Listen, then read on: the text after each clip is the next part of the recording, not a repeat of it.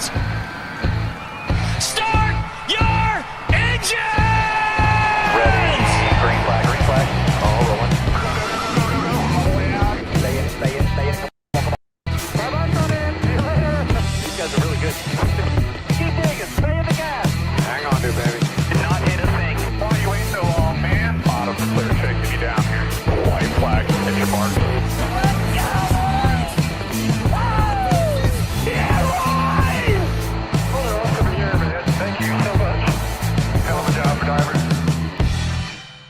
How's it going, everyone? Welcome back to another NWP Wednesday night. Hope everyone is doing well. Chat, it's great to see you. You're looking beautiful. We got a bunch of ears of corn already in the chat to commemorate the inaugural NASCAR Cup Series race weekend at Iowa Speedway. We will get to Iowa Speedway, but there's a lot of ground to cover between now and then. Going to be an awesome night. Thank you all for tuning in. My name is Eric Estep. I am your host, your MC tonight. I'm joined by our usual trio here. Well, including me, it's a trio. We've got Jarrett Lundberg, also known as the Iceberg. We've also got Danny B. Actually, where are you all at? Yeah, Danny B's down here, down south. Going to be a great show tonight, folks. Where should we begin? Do we just want to start with Sonoma, the second road course race of the season? I mean, since we ignored him the week before, should I tell everybody at home the good news from last week's winner for my end? Yeah, so Jarrett, y'all need to hear this. Jarrett sends us a text in our group chat. I'll let him tell y'all what it was, but we're just minding our own business yesterday, and Jarrett just drops a text.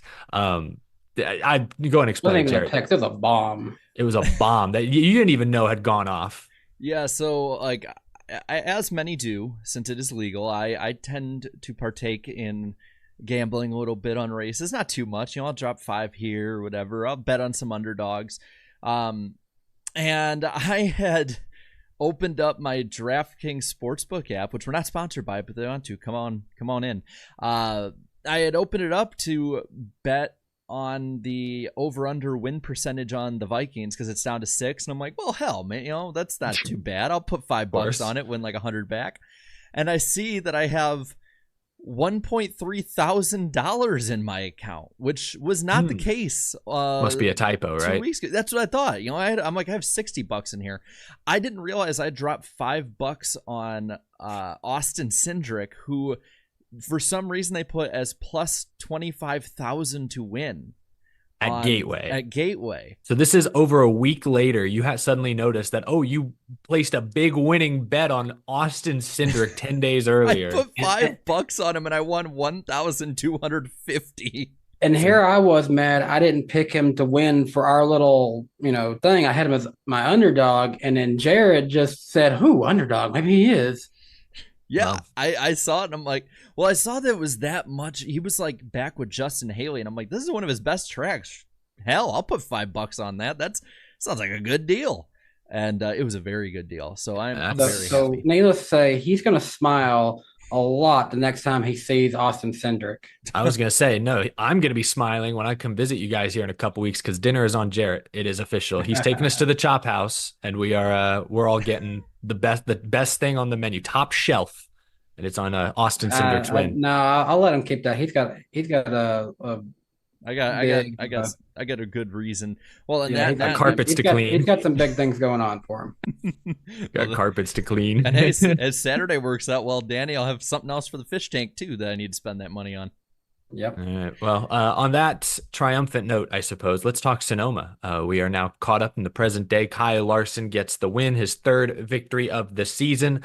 What a week for Kyle Larson. Recently, cloud hanging over that team, failed double attempt. Are we going to get a waiver? Please, NASCAR? Oh, thank goodness. Whew, wipe the sweat off your brow. Immediately, they turn around and get all their momentum back. Big win at Sonoma. Just fastest car easily in the field, especially the second half of that race. Once Reddick kind of smoked the tires and then didn't pit for tires his final stop, there was nobody catching Kyle Larson. But Kyle Larson gets the win. Let's start there, gentlemen. Danny, I'll begin with you. Kyle Larson, what do you make of him? Is he I don't know. Is he the championship favorite right now? He retook the regular season points lead. He's definitely up there. I don't know if we have a favorite, honestly. Like, since we kind of this next gen era, I can't ever pinpoint a favorite at this point in the year.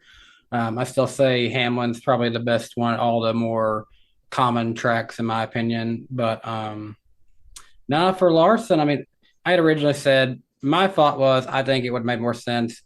Um, don't give him the waiver, but say if he wins again, like just take away the locked in status, and if he wins again, then he's in, and hey, he'd be in now at this point. So either way, he would have got himself in my system.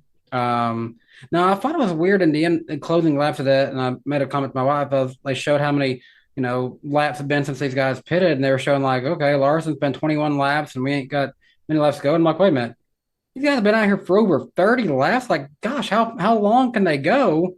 And then, sure enough, we started to see guys losing their tires, losing their grip, run out of gas. Truex, looking at you, bud.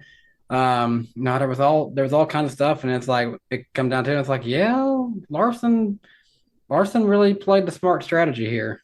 Their strategy, there was some risk involved because he stayed out long in stage three, was clicking off some blazing fast lap times because on that repave, the tires just did not wear.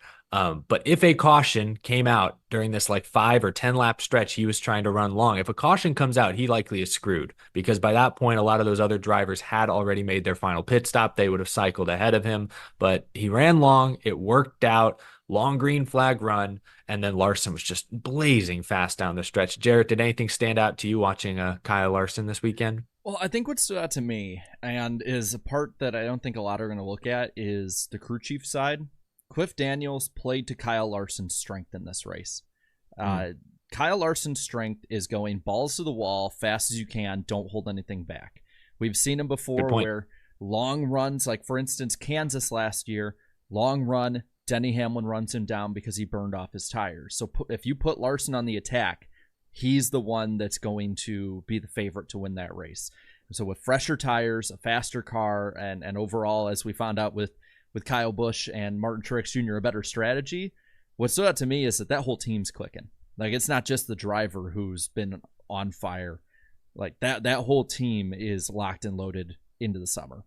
Yeah, they no mistakes on pit road that I can think of, and the strategy worked in their favor, as opposed to, say, Joey Logano, who started on pole, needed a big points day, looked poised to have a big points day, and then they pit early, got back in traffic, and were caught up in sort of that early hornet's nest. Before we get to some of the major incidents, the early chaos, Danny touched on Martin Truex Jr. running out of gas, still looking for that first win this year. We'll talk more about MTJ later in the show. A lot of speculation regarding his future, but that's just, he wasn't going to win. Larson had got past him. Truex was keeping tabs on him, but he wasn't going to pass Larson.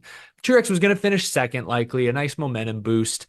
Then he runs out of gas, limps across the line in 27th. We also saw Kyle Busch run out of gas towards the end as well, though I think he was scored 12th. Both drivers pit the same lap. There's a few others that pit as well. I mean, this 2 weeks in a row, Danny, that a driver running up front contending for the win has run out of fuel. Is this some sort of epidemic we should be worried about going into the summer? I don't know if it's that, but Sonoma is one of those tracks that this is not the first time we've seen people stretch it too long on gas here before. So I'm not shocked. I mean, it's honestly, it's one of the more challenging road courses we go to on the circuit because there's so much more elevation, which takes more energy, more fuel to go up those hills compared to some of the other road courses we go to. I wouldn't worry about it too much. And now if we start seeing this happening for like 5 weeks in a row, then I'd be a little bit more concerned. But no, nothing to be concerned about right here. One point I've seen a few make is that with the single locking lug nuts, pit stops routinely in the 8 and 9 second bracket, like because you often are changing the tires quicker than fuel can get into the car, teams are trying to wait on the least amount of fuel possible. I know with Brian Blaney at Gateway, I think they determined that they got the car, they put as much fuel as they thought they needed in the final stop. It was a previous stop that supposedly they must have maybe not gotten enough in. And, they didn't know, again, you end up waiting on fuel and there's incentive to unplug as quick as you can because you're losing spots. Like maybe that could be something we see going forward as pit stops get faster and faster. Waiting on fuel becomes the difference. That's one theory I've seen tossed around, but Truex, Jarrett, man, it's been such a rough stretch for really going back to the start of the playoffs last year. And majority of it isn't his fault. I think that's the part, like, as just an unbiased observer, that's the part that annoys me the most with Truex is like the driver's on it still. Like if he could just have good strategies and cars that don't break, he's good. He's set. Yeah. Give him the setup or maybe the crew chief that the rest of the JGR drivers have, and he's good. I mean, how many times this year have we talked about a race where Martin Truex Jr. is up front and there's a bad pit call or a bad pit strategy or something like that happens, and we're all left scratching our heads like, what's going wrong? It's like more and more it feels like the crew chief at this point. And yeah, you could be onto something there. It's just those two have not gelled I want to know as I think they want. No, they have not. I mean, you can see there's a clear, albeit small, but there is a statistical drop off for the moment Cole Pern left and James Small hopped in. It was 4, 5, 6, 7, 8 wins a year with Cole Pern. I know in 2021 with James Small, Truex had a great season, especially at the short tracks, almost won the title. That last pit stop gave it to Larson. But since then, they have been very inconsistent. I want to ask, I see Ellie Productions popped in the chat. Not sure if he's still watching or listening or he can even hear me right now, but I know he's a Truex fan. What does he blame James Small? He says he's in pain right now with Truex running out of gas. Shout out Ellie Productions. Where was I going with this? I was going to say something about Truex. Oh, I was going to give him credit because he was off in qualifying, which surprised me. But lo and behold, newly repaved Sonoma, bad track position, does not matter. Martin Truex Jr. was in contention for yet another Sonoma victory. I know he did the test earlier this year, but that was still kind of impressive. That recovery from a slow start to the weekend to be in contention at the end. Spin at the start. And he got door slammed by Josh Berry, that one big wreck. So, he survived an awful lot to still run well at his best track. And he got spun by one of the Australians. He had everything go wrong, and he still almost pulled it off.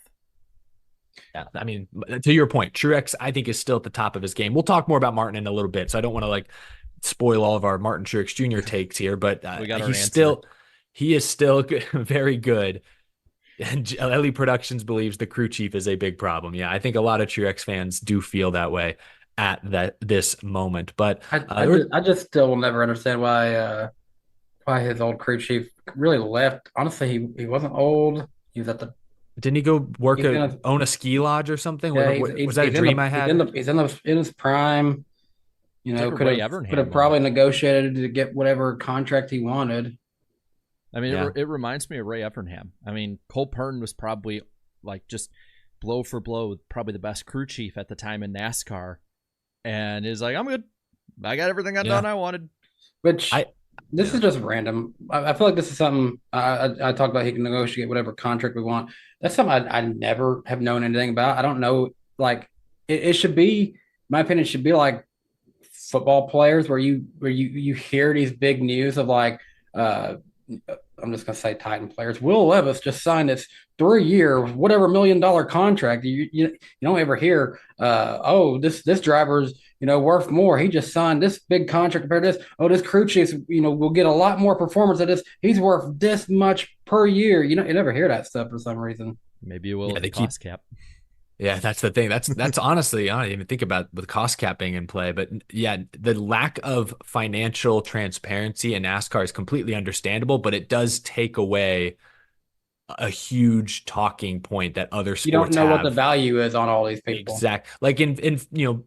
In football, you talk about, hey, is it right to sign this player? And because of the money, that's a factor in the conversation. Whereas in NASCAR, we're always like, yeah, they should sign this guy. He might come with some sponsorship. We don't know how much. We don't know how much they're going to sign him for, but he's a good driver. Yeah, sign him. You see, it's a much shallower, less complex conversation. So I mean, drivers and teams would hate this, but I am all for more financial transparency in NASCAR. Gives us a whole hell of a lot more to talk about and debate. I would personally love to know, what's the value on your favorite driver? What does Alex Bowman make per year right now, and how does that compare to what William Byron is making right now? That's a hell of a debate right there. I'll bet it's similar. I bet Bowman might make more because of the Ally partnership. If it did happen like that too, I'd find it really.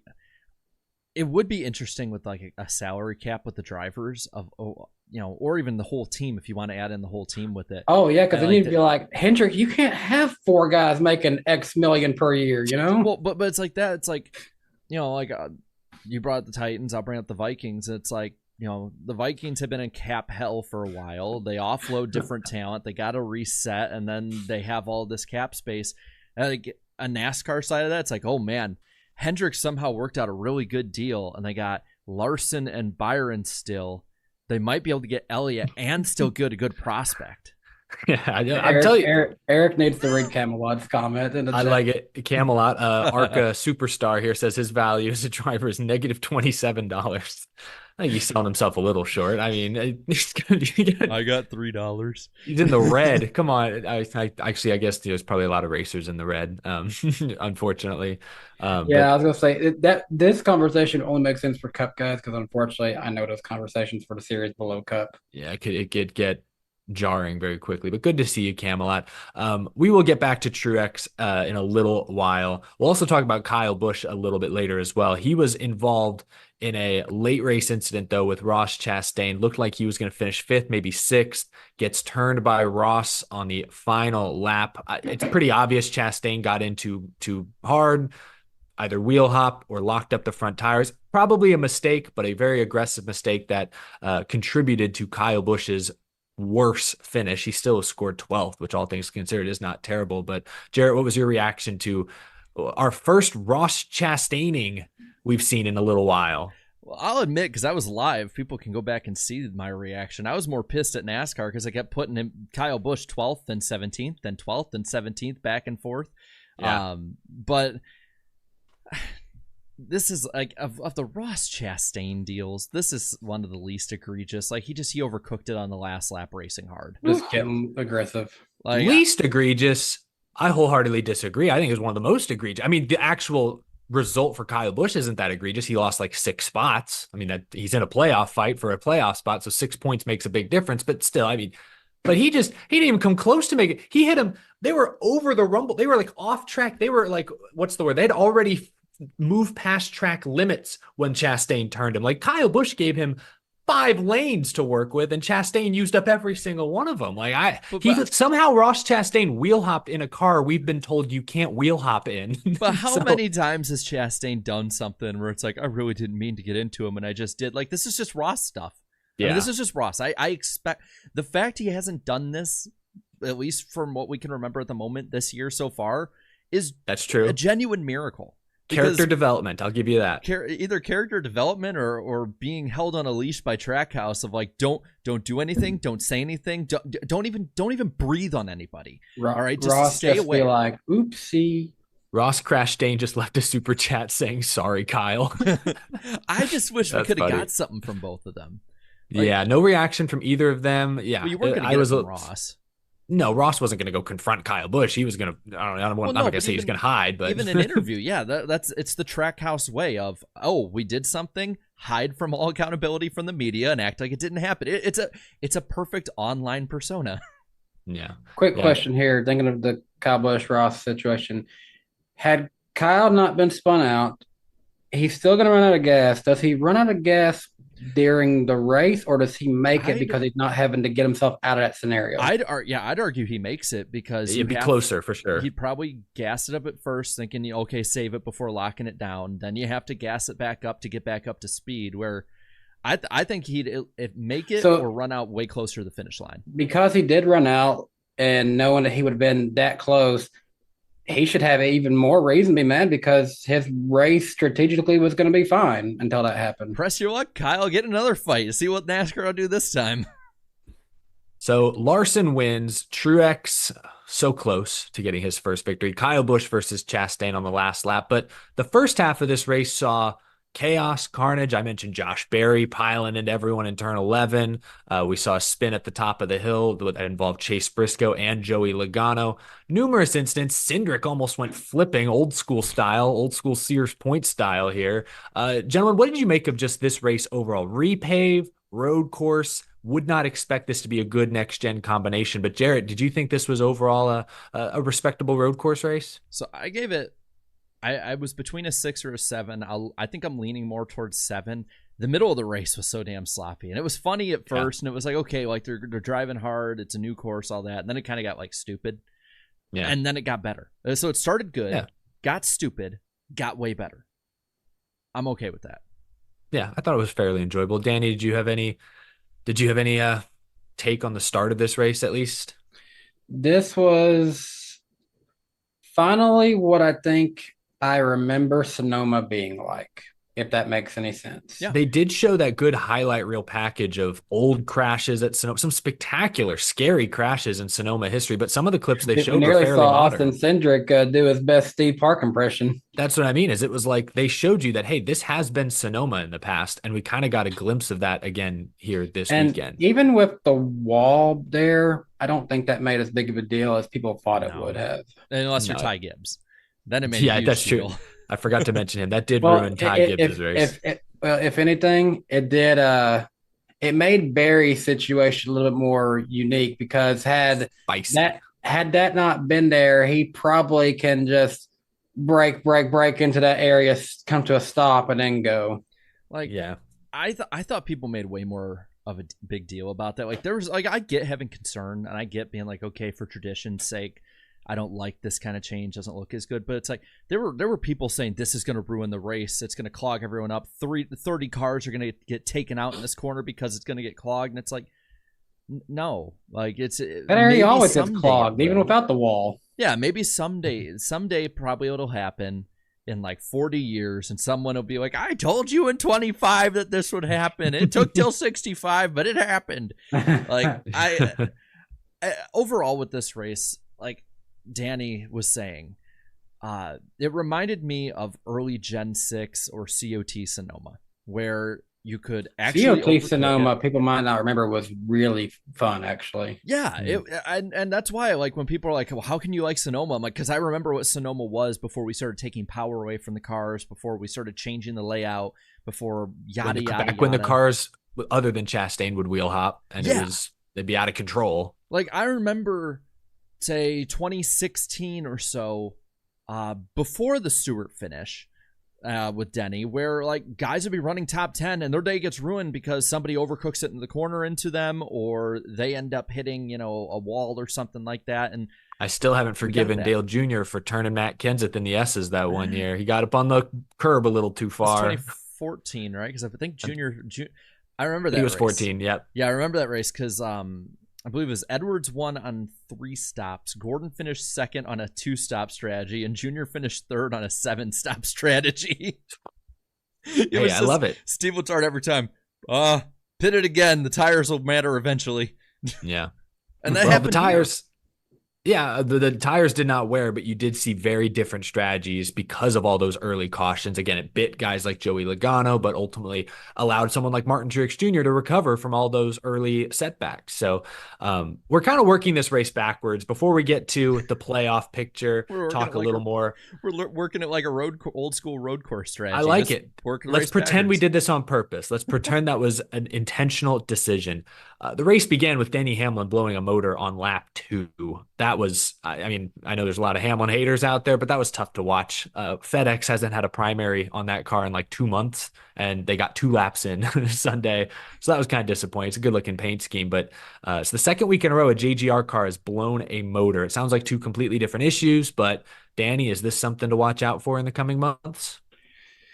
I wouldn't worry too much about it. I think, like, first of all, I think someone pointed out it's just it seems so uncommon for the next gen so far to blow motors because, no offense, it ain't got enough horsepower to really be blowing too much.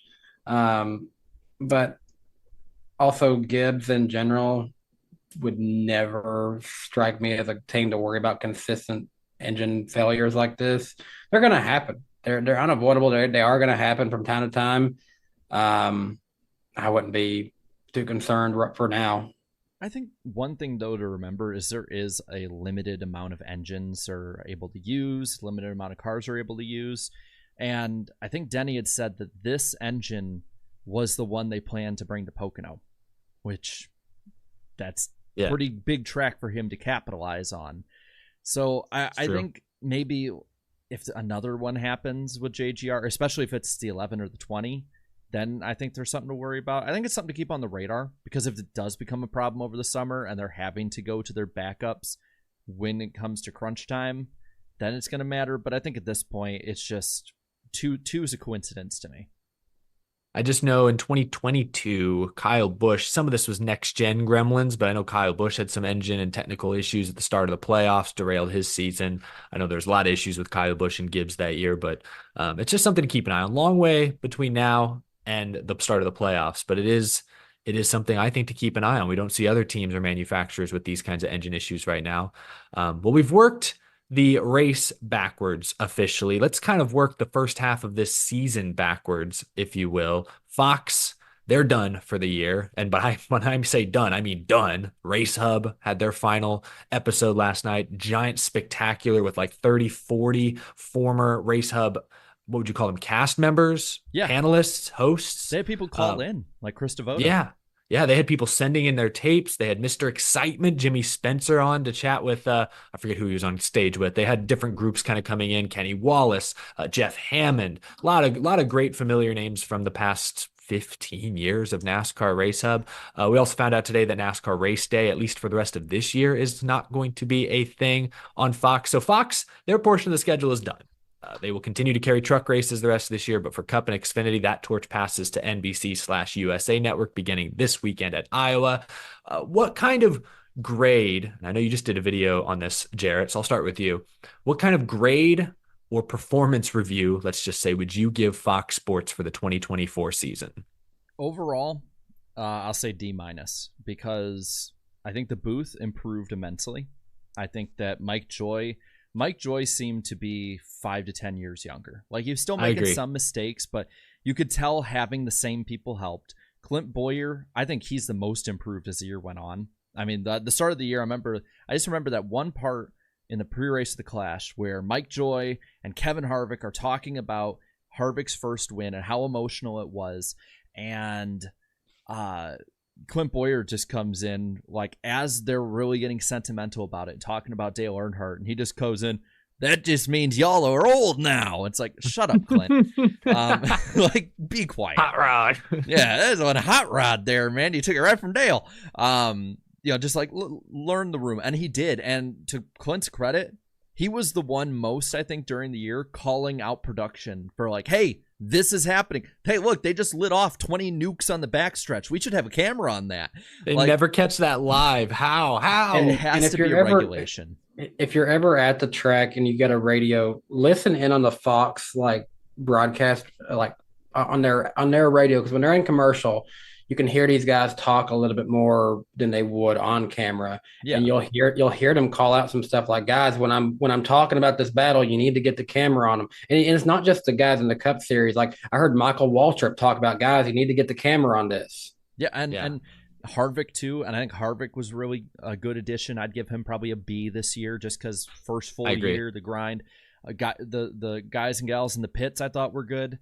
It's all production for me. I mean, I think it just, sorry, don't mean to cut you off. No, I agree. Yeah, go for it, because you're going to say probably the same thing I'm going to say here. Well, when John was on the show, and we've had a few other folks on the show since John who've all kind of echoed the same thing, but you're right. Whereas a couple years ago, I think the booth was a concern. I don't care what anyone says. Jeff Gordon did not fit the TV role well, in my opinion. I think Darrell Waltrip at the end was more of a caricature rather than an actual asset. Boyer and Mike Joy with a revolving door of guests. Like, even Mike Joy admitted during an Athletic article this past week that was a challenge. It's challenging to get people up to speed that quickly every single week. I think the booth the past few years has been one of the leading problems. That was not the case this year. Harvick was good. Boyer, I agree, Jarrett, got better. Mike Joy sounded younger.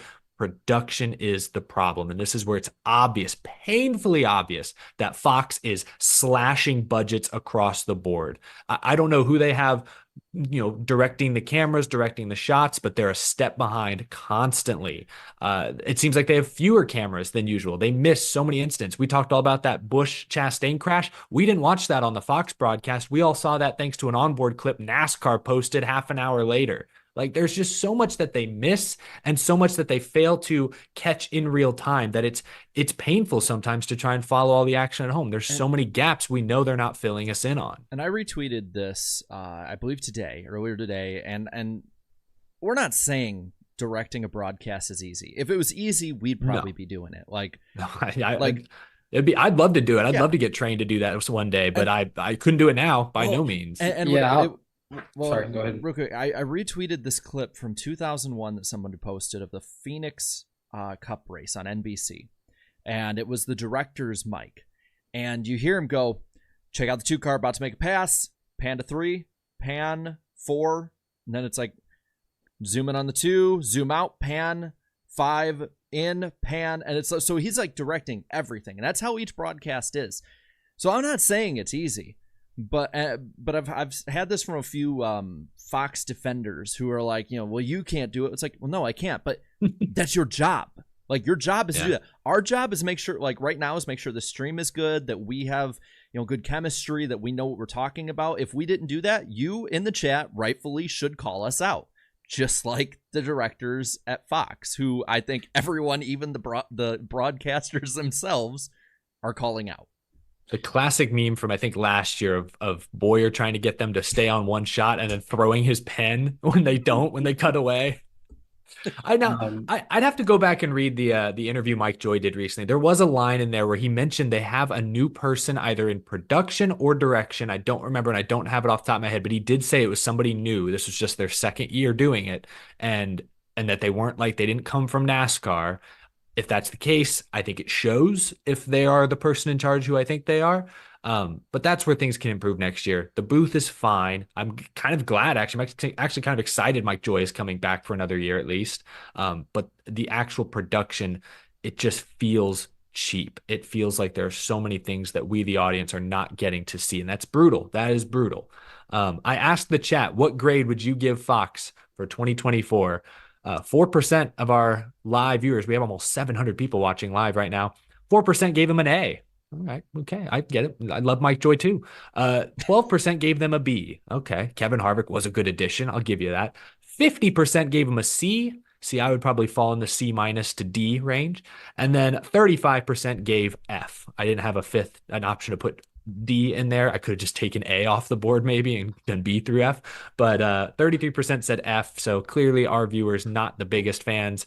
I also love that from some reports recently, the leaked NASCAR Fan Council survey. I got it. You have it pulled up? Well, I'm pulling it. Well, I have it at least on my phone. Danny, I want to know your grade for Fox this year while I get it set up. Oh, I kind of thought you guys gave up on me, so I just no. We're dragging it back in. Spit it out. Come on, let's hear it. It's also D tier for me. Great from the booth standpoint. The talent is good. They just said goodbye to NASCAR Race Hub and all that. Honestly, that was never really my thing. It just felt way too polished, way too corporate for my liking. But it was still solid. To me, that got worse over time, but it still held it together with some decent talent on there. I think that was better produced than the live stuff, honestly. But also, they have the ability to do some pre-editing on that part of it as well. And this is just something you guys might not know about me. I don't want to say the company just for personal reasons, but my full-time job is I do work for a TV network, and I've seen some behind-the-scenes stuff on some of the stuff we produce. And one of the biggest things is here in town, they film a talk show. I've been behind the scenes helping because I do some digital stuff with them. So I'm familiar with, being in there, been in the control room during a big live stream with the host of that show before. And I'm familiar with doing a lot of editing for them that sometimes I know not everything's going to be perfect from the way the director cut it. And I do have to go in and change some things, edit some things together. But there's a big difference between doing the editing side of stuff and when there's something that has to go live. I do know there's big differences, but some of the stuff I've seen, from just what I know working on this stuff now, is some of the stuff was just entirely inexcusable when you're at that level, which is still way, way above, I think, even where my company is. You should be held to a higher accountability than this. So it's a D because I'd give the production quality an F this year in particular. Yeah. I mean, well, it's, it kind of reminds me of like when you're in school and, you get on all your homework assignments, you're getting, A's and B's, maybe some C's here and there. And then you have this like disaster piece of a finals where you just flunk it terribly and it craters your entire semester. And that's kind of been Fox this year. So real quick before I forget, I do have this pulled up now, at least on my phone, so I can read it out to you guys. Yeah, read us at least some of the highlights, because this new fan council survey NASCAR apparently just sent out is very Fox focused. Oh yes. So page 1 I have here. We're gonna work it backward. No, we'll start with page 1. They say, thinking about the overall broadcast career of each full-time commentator below, where in their career path would you say each is currently? I've heard they've asked this before. I think. No. They have not went to like where are they? No, in not their this much career. detail. So it's Adam Alexander, Clint Boyer, Kevin Harvick, Mike Joy, Jamie Little, Jamie McMurray, Larry McReynolds, Chris Myers, Josh Sims, Regan Smith, and Michael Waltrip. And here are the 6 options you can fill in: on their way up, nearing their peak of their career, just passed, on their way out, or don't know, unsure. Kevin Harvick's on his way out. He's washed. I'm genuinely curious. We don't have to do this for all 3 of us, but Jarrett, let's do this random driver style. Jarrett, would you like to ask us these, and me and Eric will give our opinion on each of them? Sure. I mean, do you guys remember the options? Yeah, I'm looking at it right in front of me, so I can tell you. All right, give us just like 3 or 4. I don't know if we should go down the whole list. Okay. We can probably do the list quick if we just rapid fire it. That's fine. Adam Alexander. I think he's in his prime. I think peak. Same. Yeah. Clint Boyer. Nearing peak. Yeah, I would say nearing peak. I think he can still get better. I haven't lost faith. I'm going to make it boring and agree again. Kevin Harvick. On their way up. I think he's in his prime. I think he's already found a pretty good. I would say nearest peak. I'll go with on their way up. Mike Joy. Just past peak. I would say on their way out, but I have no clue when he's leaving. Yeah, I mean, I think physically he is on his way out just naturally at the age he is, but talent-wise, I agree with Danny, just past his peak. By the way, remember at the next couple, this is for in the booth, not pit road, not in the studio. Okay. Jamie Little. I had to say it right now. Well, it's like she's technically like on her way up. Like, I can't imagine she'd get any more awkward or clumsy in the booth. Again, a lot of times she's calling races remotely, I swear. So I don't know how that's a difficult job, but she's not good in the booth. I'm gonna be harsh here and say just past peak, because she's going past what she was great at this I see. That's a good way to put it. She's like, yeah, that's a good way to put it. I agree. I'll go on your way out when it comes to commentator. Like, get her out of here. Jamie McMurray. Nearing peak. I think if they put Jamie McMurray in today, he would be in his prime. He's ready. He's cooked. Seasoned. On his way up, just because I think he'll need that cup experience a little bit more. Larry Mack. On their way out. I'm sorry. There's not much to do, Larry Mack. We finally disagree for real. He's in his peak still. He's still in his prime. I think he's just past his peak. I mean, this year he sounded older, and that's no disrespect to him. You get older. He's only 65. What's retirement age in this country now? Like 80? Well, by the time we're going to retire, it's going to be 100. So it doesn't really matter what retirement age is He's anymore. not that old. Larry Mack's fine. He's in his peak. Nah, he was in his peak like Chad 10 agrees years with ago. me. Look at this. I want him in the booth. Always in peak. I think he's at the same level Mike Joy is. A rejuvenated Mike Joy is where Larry Mack is. And that has no disrespect. But he is not in his peak. We need young blood. I got his peak will never end. One. All right. The guy who commentates really bad NFC North games along with Kenny Albert, it's Chris Myers. Okay, I'm going to say on their way out, because now they have UFL. You may not like him, Jared. I think he's not bad at football. I think they're going to want to focus him more on just football, do football in the fall and do football in the spring of UFL. Yeah, I think he's better than Kenny Albert. I think he's good. I mean, he's probably past his prime, but I still like Chris Myers. I'm going on their way out because I just don't see with Fox cutting stuff why they would keep him if they're not going to have pre-race anymore, or if they're going to cut pre-race down. What does he do during the broadcast anymore? Nothing. He's done one of the races. He's on the plane home. He was probably racing Denny home. They on the same jet. All right, Josh Sims. On their way up. He can do a lot more. He looks good. He seems to sound really good.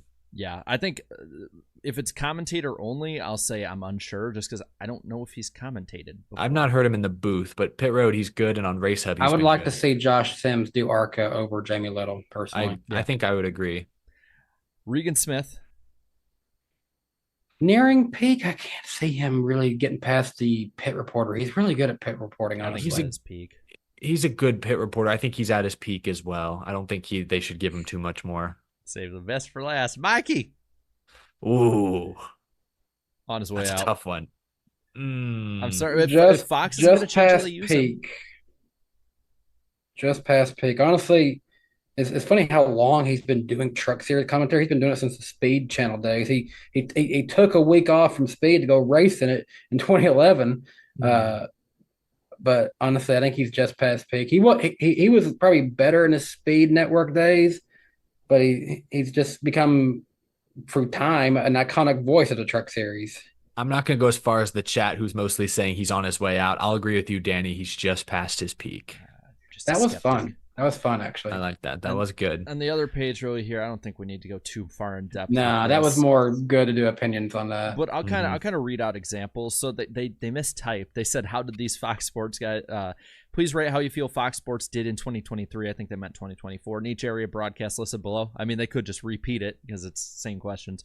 And it goes from 1 being poor job to 5 being great job. Oh, I don't care. I'm still going to give a number when you do these, honestly. If you guys just want to do it with no just do 1 explanation. through 5. 1 is the worst, 5 is the greatest. Yeah, and I'll just snap real quick through them. Okay. Never missing important on-track action. 0. 1. Covering all drivers regardless of position. 2. 3. In-car camera angles. 5. They do it a lot. They do it almost too much, but they do have a good selection. I'll give them a 4. Using drones for coverage. Do they still do that? Sometimes, right? Really just the burnout. There is an I don't know option. Honestly, the drone is kind of ugly when it's not used for burnout. Like the rest of the time, it's kind of pointless. So I'll go 3. Use of wide camera shots that 1. show more racing. I would say 1, yeah. Utilizing a variety of camera angles throughout the broadcast. 2. No, there's 3, I guess. Balancing the amount of commercials and on-track racing. 1. I mean, the big races, it's a 0. The biggest races, it's a 0 for sure. Utilizing split screen for commercial coverage. We need more of it, so I'll give them a 1 because that's about what they've done so far. 2. Explaining the driver's strategies for driver strategies and team strategies. If Larry Mack was in the booth, it'd be a 4. Instead, it's a 2. Honestly, he's not even doing that much anymore, 2. The crank it up portion of the race. Actually, it's gotten worse. So I'll go 2. 1 for me, honestly. It's got worse. Utilizing on-screen graphics well. 1. Get rid of the cartoons. Oh, yeah, good point. 0. Animated driver graphics. Oh, 1. never mind. For that. Yeah, that's a 0. The last one, I'll give him a 2 then. And the last one, the grid walk with Michael Waltrip. It doesn't piss me off as bad as it used to, but I still don't like that it's the last thing you see before opening ceremony, so I'm going to go 2. I also couldn't care less to tune in for that, so 1. I watched a couple this year, and it was. I know Mikey used to run marathons, but he is on his way out with that. If I want to stay in character, y'all can just read that recent super chat. Oh my god, we have a big Caitlin Vincey fan in the chat. Thanks for the super chat, Andrew. We will. That's a good segue, actually. We will be reacting to all of these super chats beginning at the top of the hour, the first super chat stage break. That was a good year-end review of Fox NASCAR. Godspeed Race Hub. Really feel for all the people who, I guess, won't have jobs now as a result of Fox inexplicably making some major cuts right after signing a huge extension. You said that, and all I could think of was Godspeed, Spider-Man. Godspeed. Spiders. All right. We've got over 700 people tuning in. We got to get moving. I'm going to save the playoff picture until we talk Iowa. I think that's going to be interesting. All y'all need to know is that Chris Buescher did he win stage 2? Yes, he did win stage 2, right? He is now 15th plus 32 points. Bubba Wallace is now on the bubble. Kyle Busch, Joey Logano, Chase Briscoe still the first 3 out, but now in that order. Let's talk TV ratings about Sonoma real quick. Some good news here. Sonoma earned 2.89 5 million viewers, which is roughly flat from last year. 20% of the audience was in that key age 18 to 49 demographic. But Fox overall, we just clowned on them a little bit. Some constructive criticism, I'd like to call it. They were up year over year 1%, averaging 3.369 million viewers per NASCAR Cup Series race. And that's despite the Clash being pushed up a day early, the Daytona 500 and the Coke 600 being severely impacted by weather. 3 of the biggest races of Fox's portion were all dramatically impacted by weather, and yet they still ended the year 1% up from last season. So that is big. I'm going to do the math while you're doing this really quick to show FS1, how many a race that is. FS1 notably was up 13%. I will say, while the weather was a huge obstacle to overcome, having Chase Elliott in every race was a boost for this year. And I think Larson's double attempt at least boosted the Wilkesboro ratings by quite a bit. So there were a few caveats, but overcoming those weather issues to at least be flat and even up slightly in viewership is a big win for NASCAR, no doubt. So did you have your calculations? Doing it in my head right now. So that's a combined nearly 5 million viewer drop just from those 3 races alone. And I'll use my calculator for this to show the per race loss that those 3 races being rained out or changed the dates of, how much that affected per race in the average, which would be so those races being rained out alone brought the average down 261 or 262,000 viewers a race on average, down just from those 3 races alone. So where to put it? That's got to be 7 to 8% difference. Well, so this year averaged it let's see, it was like, I think around 4 million. And if you add that 262,000 in when it comes to like the Fox side, because those all were big Fox races. You can hear Jarrett's keyboard click-clacking as he calculates these numbers in real time. To put it in perspective, for Fox races, that would have been... It would have been the highest on just the Fox races alone. It would have been the highest Fox year in, I think, like 4 or 5 years, had those races not been rained out. Figures when the 3 biggest races get affected, that's what happened. Yeah, bummer, but all things considered, a pretty big win on the ratings front for the first portion of the schedule. But those ratings are one thing. The more important ratings on this show are what our viewers had to say on the famous iceberg poll. I'll read the results, and then Jarrett, you get the gutter and the rest of our comment section ready. Jarrett, after every race, and I mean immediately after every race, puts a poll out on his YouTube community post, and 14% of voters said this was a great NASCAR Cup Series race. 61% said it was good, meaning 75% gave this race a thumbs up. 18% said it was an average race. 4% said below average, and 3% called it a bad race. There are the Denny Hamlin fans, I imagine. Maybe some Truex fans mixed in there. Jarrett, what kind of comments did you get on the poll this week? Well, our first comment was from Vermonter1245. So is it positive, negative, meme, or a mix? Positive. I want to say positive. Vermont's a solid state. I've been there before. He says, Fox crap finally over. On to nothing but crap or commercials. Take your pick. Well, that's a very negative comment, I very think. Negative. They're positive for the Fox leaving, I guess. But yeah. And I'm scrolling through right now, so just hold on. I'm just making sure all these things like snap up for me. That way I'm not worried about the gutter later on. All right, we're good. To the top here. Top comment comes from Marshall Griffin, who says, imagine what this win would have been like if Larson's waiver didn't get approved. Exactly. That was my whole argument as to why they had to give him one, whether it was, in their best interest or not. I mean, it was in their best interest because you didn't want this cloud hanging over the rest of the season. The narrative would be completely different this week if they'd not given him a waiver. SMCS Racing Network says this Limu Emu commercial was sponsored by NASCAR. And Doug, yes. We all should get an Emmy for surviving Fox this year, says Milton. Damn. Brutal. Brahma Pigeon says, well, at least Fox is gone. Jimmy making it work says Denny Hamlin did not beat your favorite driver. Let's see. Can't read that because of the username. NASCAR fan forever says, man, that was a good race, not gonna lie, with a thumbs up. Arm 317 says road course equals off week. Yikes. Metal Junk says crash fest at the beginning, but turned into a solid road course race. I think so. I agree, especially for a repave. EA Production says finally done with Fox, and Dynaco Cup Series says I would be shocked if MTJ returns this year. I would be shocked. Ooh, we will get to that shortly. That's gonna be an interesting conversation. What's the gutter looking like, Jarrett? Do we need to clean it out this week? Get our blowers out? Ooh, get some leaf filter in honor of Matt Collick. No, it's not that. Oh my god! Yeah, I'm not that funny. I know who this is that put one of them, so I can't believe this isn't the gutters. Holy boy! It's gonna go back to a story we talked about last week from my end here.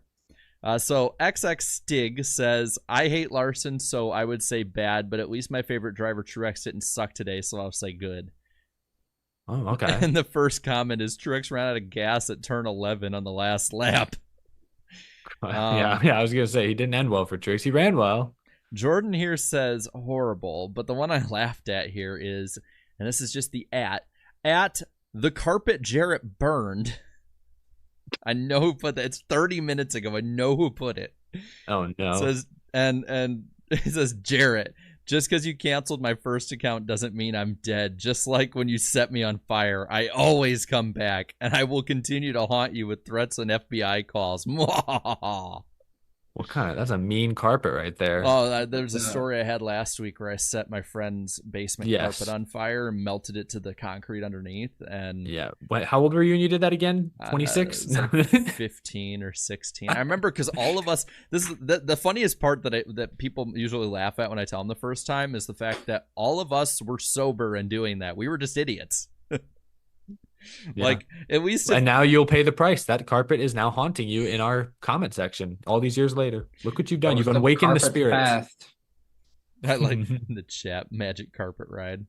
Hey, welcome. You. Wait, speaking of. Hey, you. It's in this game. Oh my god. Okay. Is that the gutter? That's the gutter comments, and I just see Napa Racing in the chat going fire. Like Beavers. Beavers. Thank you all for leaving comments on the iceberg poll. We read the best responses the best and the worst responses every single week.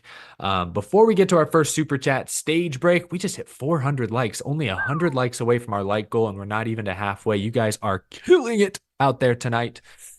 They want to see that random driver. They are not slacking off this week. Yeah, let's talk Xfinity Series first and foremost. This is going to be fun. Shane Van Gisbergen had a hell of a West Coast swing, winning Portland and Sonoma back-to-back. First two Xfinity wins, both come at road courses. He's in the playoffs.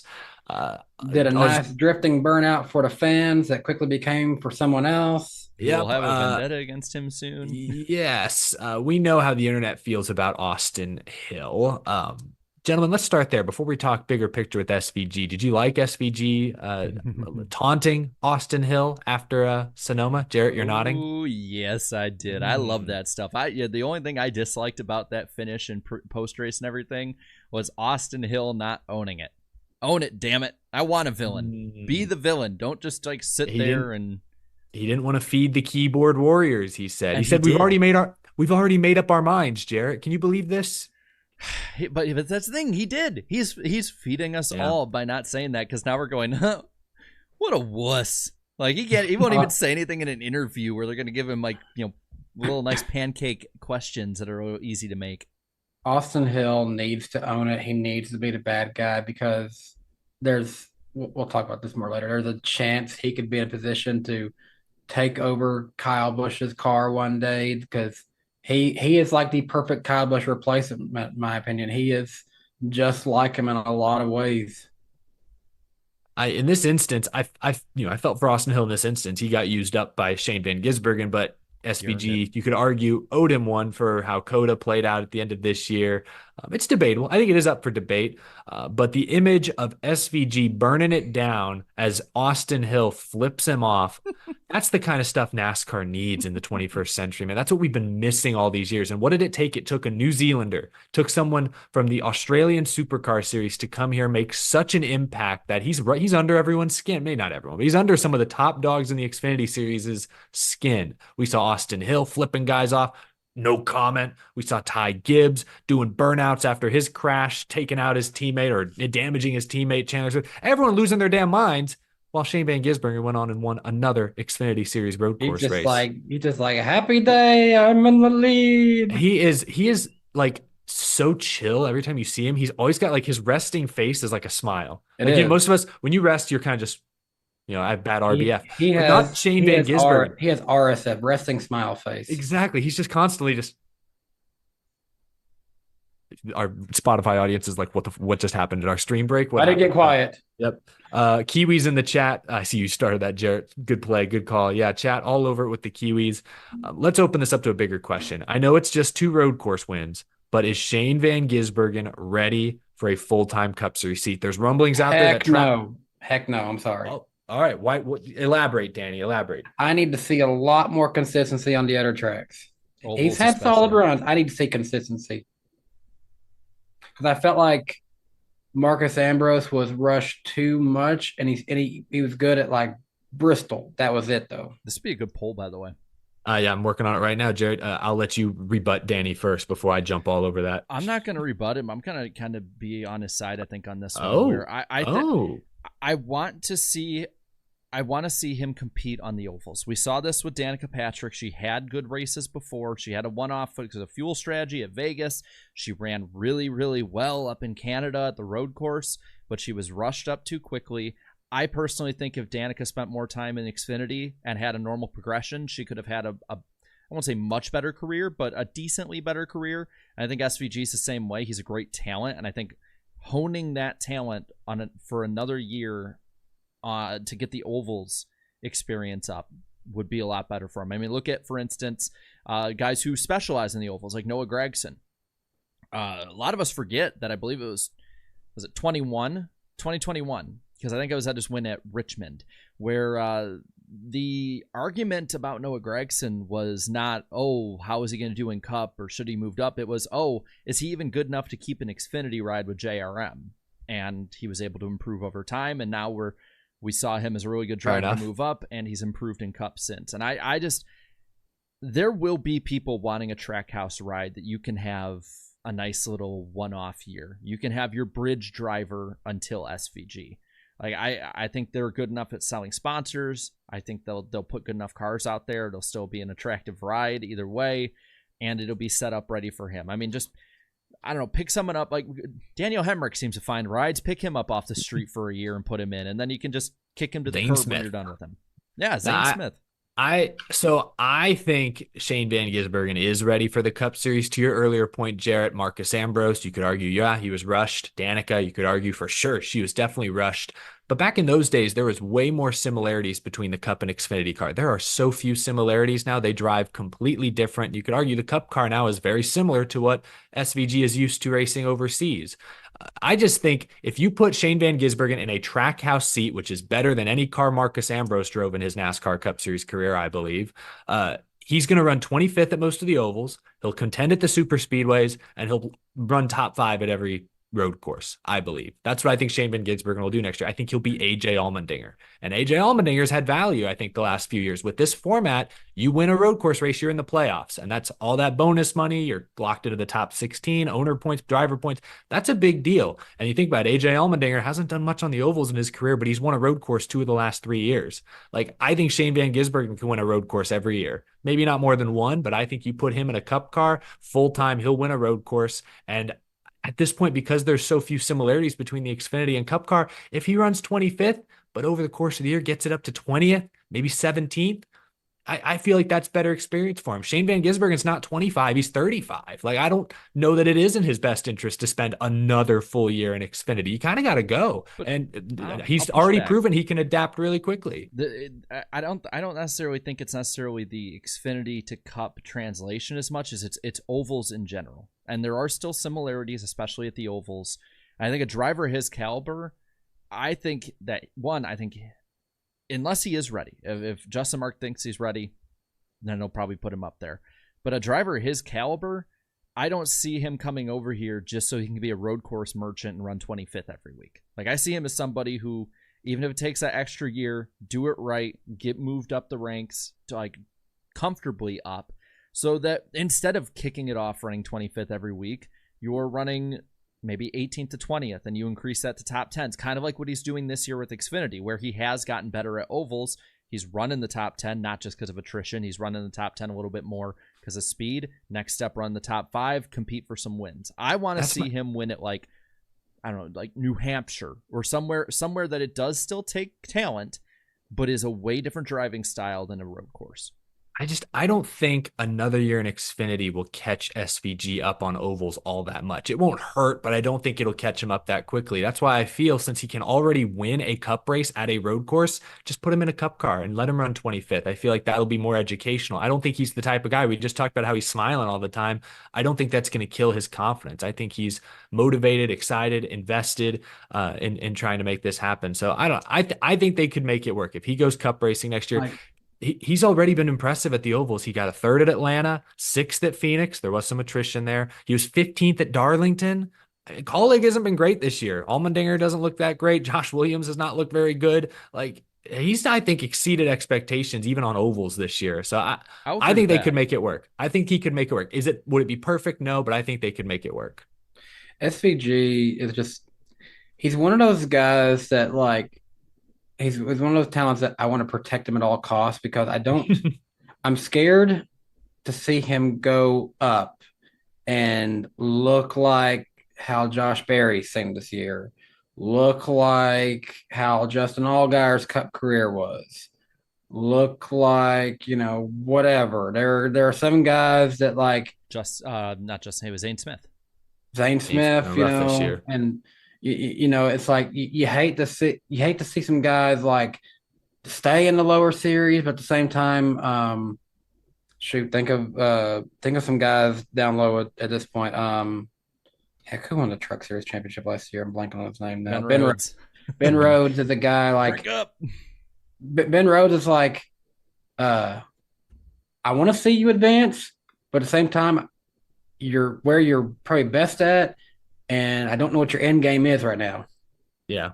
I think there's no wrong answer for SVG next year. I think he'll be competitive in both. I think he'll continue to improve in both. But if there's a seat for him in Cup and there's money there to back him up, I could absolutely see him doing it, and I wouldn't be opposed to the idea. We've just reached the first hour mark, our first Super Chat stage break, gentlemen, and I'll actually end this poll. Our poll is almost exactly 50-50. Nice. 52% say yes, he is ready for the Cup Series, but really close. Thank you all for voting on that. That was a good debate, good argument. It sounds like we split the chat pretty evenly down the line. With that being said, almost to our like goal. Yeah, we are, man.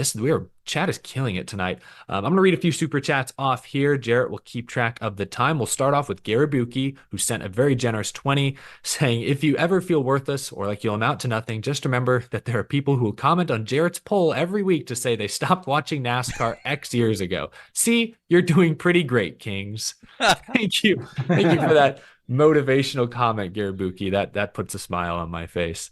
Really appreciate the support. Kyle sent a super chat at the beginning of the show saying, lick the like button. It's 100% free, and we don't want to heart them beg. I don't know what that meant. Don't want to hear them beg. Probably doesn't want to hear us beg. We do sometimes beg for likes. I know it's unbecoming. Thank you, Kyle, for taking care of that for us so we don't have to make fools of ourselves every single week. Do appreciate that. Palm Tree, thank you for the 5. Great weekend for us keyboard warriors. Got to watch Temper Tantrum Ty show up and also got to watch SVG wave. Wow, I can't read this full nickname, but he's got a creative nickname here for Austin Hill. While Austin Hill cried alongside. So yes, big win for the keyboard warriors this week. Ross Crashdane, I mentioned this one earlier, apologizing to Kyle Busch for what happened the last lap at Sonoma. Jonathan Fitzgerald says, Denny Hamlin said in his podcast that according to SMT, Busch was already stumbling during the Chastain incident. So he may not have made it on fuel even with the issue. It would have been borderline for sure. Bobby Blair, hey guys, I'm a little late. Have we discussed MTJ's future yet? you're just in time, Bobby. Actually, he sent the super chat like 20 minutes ago, but you're just in time because right after the lightning round, I believe that is one of our next topics. Carson, great to see you. Sonoma in person. Cup race was exciting at the start. Then Larson wins again with a boring finish. Xfinity, the first half was boring, then got exciting with Rex and a great racing finish. Fans love SVG. I love his rugby ball celebration. I think that's really clever. I love that all the Trackhouse guys have signature moves. Another one from Carson. NWP, anyone going to Iowa this weekend? I will be there to witness the inaugural Cup Series race since it's less than 5 hours away. I will not be there. I'll be seeing former Iowa great Caitlin Clark playing for the Indiana Fever this weekend. We hit 500. That's exciting. 5 already. I'm not even done with the first super chat stage break. What are you doing? Need to make it 700 on this channel from now on. Should have. That's you guys. 750. Wow. We all like 750. Yes. 1 like equals 1 horsepower, please. I'm going to do just 3 more super chats here in this opening super chat stage break. Blake, thank you for the 5. Hey, Danny B, I got a neat video of a train while on vacation. Would you like me to send it to you? And he also says, I love all train videos. Put it on Twitter and at me so I can see it. Love that. And he also says, I agree. Mike Joy was much better this year. I think we all agree there. Garibuki with another 5. I feel bad for the few cameramen who are capturing the race for the lead. Then the production team cuts away from it. Both good, booth good, production awful. Yeah, I would say it's more direct. Production, maybe direction. You have to distinguish, I guess, between the two, but I get what they're saying. And then I'll do one more here before we get rolling with the second half of the show. This one comes from Gavin. If Truex retires this year, do you think he stays in the sport, maybe taking a management role at JGR, or do you think he leaves the sport altogether? He leaves for a hunting stand. Yeah, I feel he won't be super active at the racetrack. That's just my theory. He'll appear for big events like, commemorating the 100 greatest drivers or Hall of Fame inductions and things, but that's about it. I've said forever that Truex, once he's done racing, needs to be the first former NASCAR driver to make a run at the Bassmaster Elite Series. Ooh. He'll go to the Daytona 500, but just to fish on Lake Lloyd. That'd be funny if he just went undercover, and just nobody even noticed it was him until they got close enough. It's like That'd that clip funny. of Noah Gragson where he went up to Kyle Busch in an autograph line. He's like, "Hi, I'd like you to sign this," and it's like, "By the way, can I touch your hair?" And then he turns around and it's Noah. That was classic. Thank you all for sending in those super chats. We've got a few more, but we will get to those at the end of the show. I promise. Really appreciate the support. Gentlemen, we are officially ready for the second half of the show. A lot of good stuff still yet to come. But first, we got to brave this weather alert we just got on my phone here. Not sure if y'all's is buzzing as well, but I think, Jarrett, this means it's time for the lightning round. You already got struck. Oh, gosh, I didn't duck in time. All right, first up from the Spotify crowd, we got the poll here. Most likely to reach the round of 12 this year. 28% say Daniel Suarez, 72% say Austin Cindric. I think we can. I would agree with Cindric. Yeah. Thing is as much as either of them could, they very easily couldn't either. I don't expect either to make it. So but I'll give them a shot. This is a very stern heavy lightning round this week. Stern. Hy-Vee EVP Anna Stormer says recently she was quoted in saying that basically the goal for Hy-Vee was always to get a NASCAR Cup race at Iowa. Like that was the main goal through their IndyCar sponsorship. The quote was really heinous, and I don't mean any disrespect to our IndyCar friends and fans out there, but their comment was along the lines of, yeah, we've always been excited about getting a big event out here at Iowa Speedway. It's like why not? Damn. The IndyCar races are pretty big. I mean, come on. Yeah, I'd argue that the IndyCar race this year with who they got act-wise is going to be bigger than the Cup race. I would argue that. Yeah. Also, for those who go to Costco, they now have a deal. I don't know which locations, but it might be select ones. But that customers can buy a little plaque, basically, that is 2 tickets in the 100 level with 2 fan zone passes to the Coke Zero 400 for $270 total. So it's probably going to be more local to Florida. I don't know about the fan zone passes, but I know our local Costco here in the Nashville area, you can go there and buy a thing to get tickets to the Nashville Super Speedway races. Yeah, that's become a thing. NASCAR tickets at Costco. I think even F1 did that for the Austin race. They did it first. Yeah. And little known life hack, if you can go to Costco, look every now and again, they have gift card deals where you can get like like $100 value to a restaurant for like $75 somehow. So looking at that. Not bad. Costco's clutch, not gonna lie.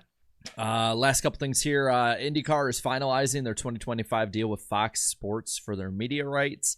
And based on the rumor, at least from what I saw David saying, apparently Fox is just going to have the entire season on Big Fox. Yeah, I heard somewhere that they like NBC was proposing every race on broadcast TV and Fox wasn't, and then that changed. Like Fox suddenly said, "Hey, we'll sweeten the deal with network TV," and that's big for IndyCar. You know, say what you will about Fox, that kind of exposure, call it old fashioned, that's a big deal for a series like that. But I also think they know what those numbers are. They know it's going to need every way they can to help it. I just know that NASCAR fans, I we'll hear about it now, but I guarantee NASCAR fans next year will be like, why the hell do we have 5 NASCAR races on Big Fox, but we have 17 IndyCar races? Mhm. Well, because NASCAR wanted more and made more concessions. But we have to watch a UFL game with like 45% capacity. I can't wait till that league goes under.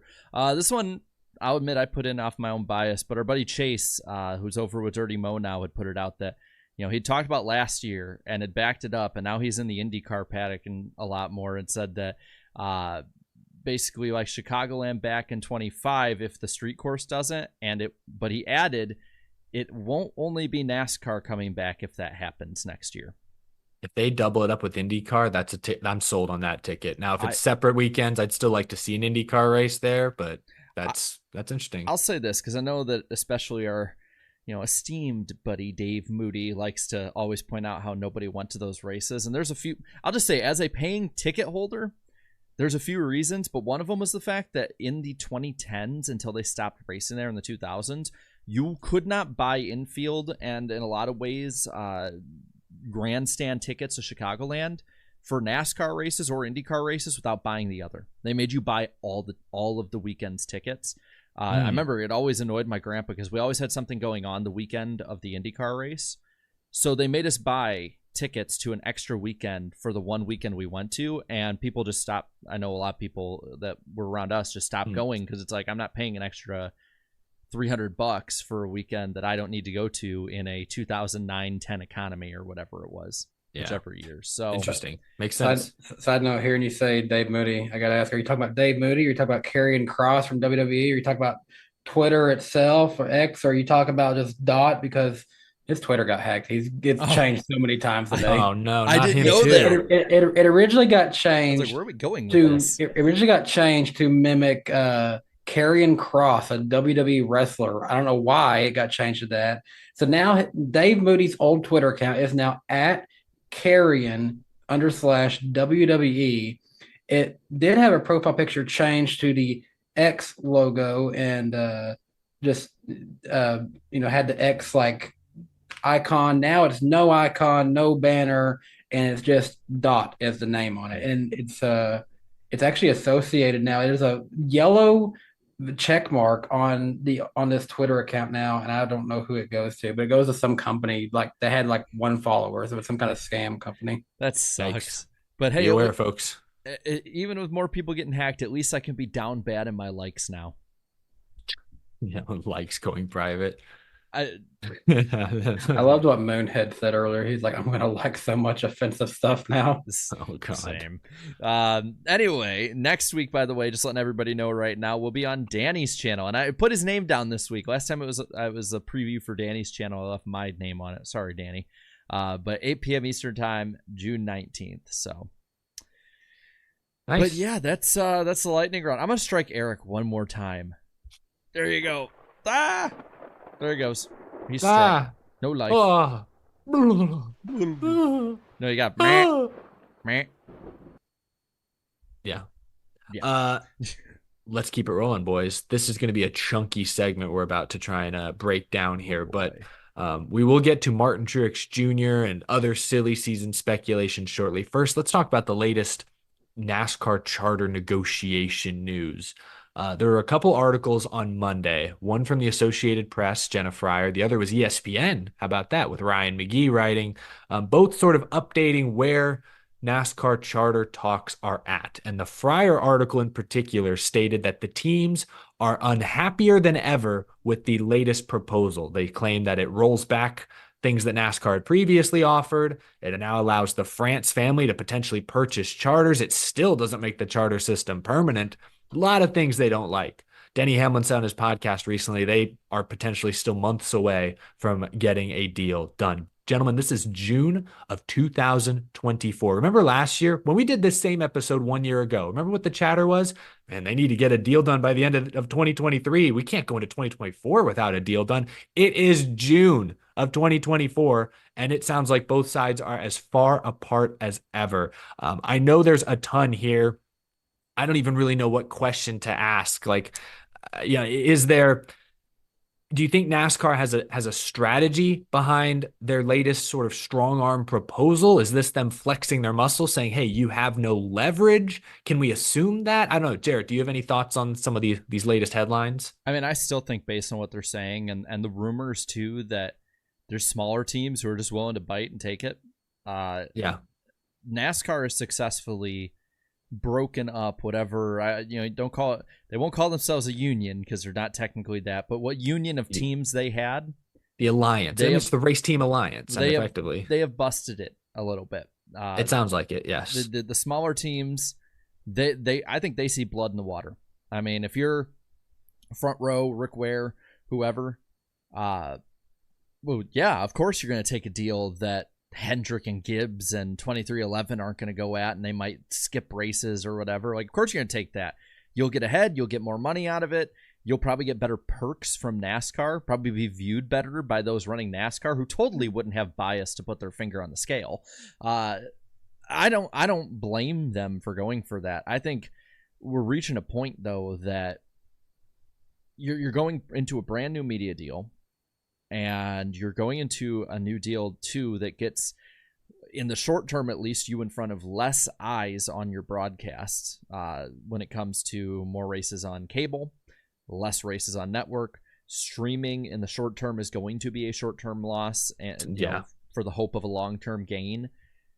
So right now is the worst possible time to be having these kind of issues back and forth. And it sounds like it is those, at first we thought, well, Denny Hamlin will be upset, or maybe like Justin Marks, these new age ones. But it sounds like it's the old ones, the old guard that like a Penske. Hendrick's not super happy. Gibbs not super happy. Yeah. It sounds like only some of the smaller teams, front row being the most notable, seem to be relatively okay, like content with what's being offered. Because let's remember, with the new TV and media agreements, overall revenue is going to be up something like 40%. So let's say the percentages, the teams and tracks and NASCAR split the pie the same way they do now. That's still roughly a 40% increase in revenue for the teams next year. That's nothing to scoff at. Is that as much as they should be getting? That's debatable. That's absolutely debatable. Is NASCAR, still being too stingy? That's absolutely possible. Are they being petty now by suggesting that the France family can also own charters? They already own the series. They own IMSA, ARCA, half the tracks. I believe they own the France family. I believe owns a team in IMSA, if I'm not mistaken. Yes, they do, and they have. I mean, I understand what they say. Oh well, there's precedent. Penske owns the series and a team. And they hate it over there. And a lot of folks criticize it or question it. You think people are claiming NASCAR is rigged now? Wait until any perceived advantage is given to the France-owned race team or charter. You just never know. Like, why open yourself up to that kind of criticism? There's only one team who should be allowed to be this petty, and that's Legacy. They've earned it. It's in their name, petty. But yeah, I don't really know what to make of this. I agree with your take, Jarrett, that NASCAR has successfully broken up the alliance of race teams. They don't all fully agree. That's always been NASCAR's greatest strength. I think both sides do need each other to some degree. People saying, oh, the team should all just go start their own series. Ask Tony Stewart how that worked out. He had a deal with CBS and ESPN, and even they couldn't make money work 3 years in. Ask the IndyCar guys over there how that went. Exactly. How did their split end up? Death of stock car racing in any mainstream light in America. Exactly. It would crater. And I mean, even NASCAR from their end, if they try to scramble and put together a Daytona 500 with a bunch of different race teams, yes, people will still tune in because it's the Daytona 500. The NASCAR brand is powerful, but their ratings will take a huge hit with no Chase Elliott, no, Kyle Larson, none of these stars in the field. Their ratings will take a hit. NASCAR themselves will have to rebuild. It will be bad for everyone. Nobody can completely survive or get away scot-free without the other. So ultimately, they are going to have to come to some sort of agreement. It's hard for me to tell without seeing everyone's specific financials who's being the most unreasonable. The teams should get more money than they've been getting. They are in a more precarious position. Stuart Haas just went out of business. Like I talked to, I have a podcast coming out with Brennan Poole, and he made a great comment earlier this week when I talked to him that you don't shut down a profitable business. You can say that Gene Haas, Tony Stewart were no longer interested. The truth is, if that business was profitable, they wouldn't have shut it down. They'd find a and way. So that's a problem that NASCAR needs to address. One of their star teams is shutting down. That does not look good. That does not bode well for the future of the industry. That proves that the teams are in very precarious positions. So they need more money. They might have to agree to a cost cap or something else, but that's where I hope both sides can not be unreasonable and eventually come to some sort of agreement. Because like I said on my show this week, we're in June. This feels like we're in the red zone. Like I'm now officially concerned. Up to this point, I wasn't all that concerned. I'm like, they'll get a deal done. It might get ugly, but they'll get a deal done. Now I'm not actually sure. I feel like there's the nuclear codes are on the table, if you will. There's a button someone could press that blows this whole thing up. But I will say this too.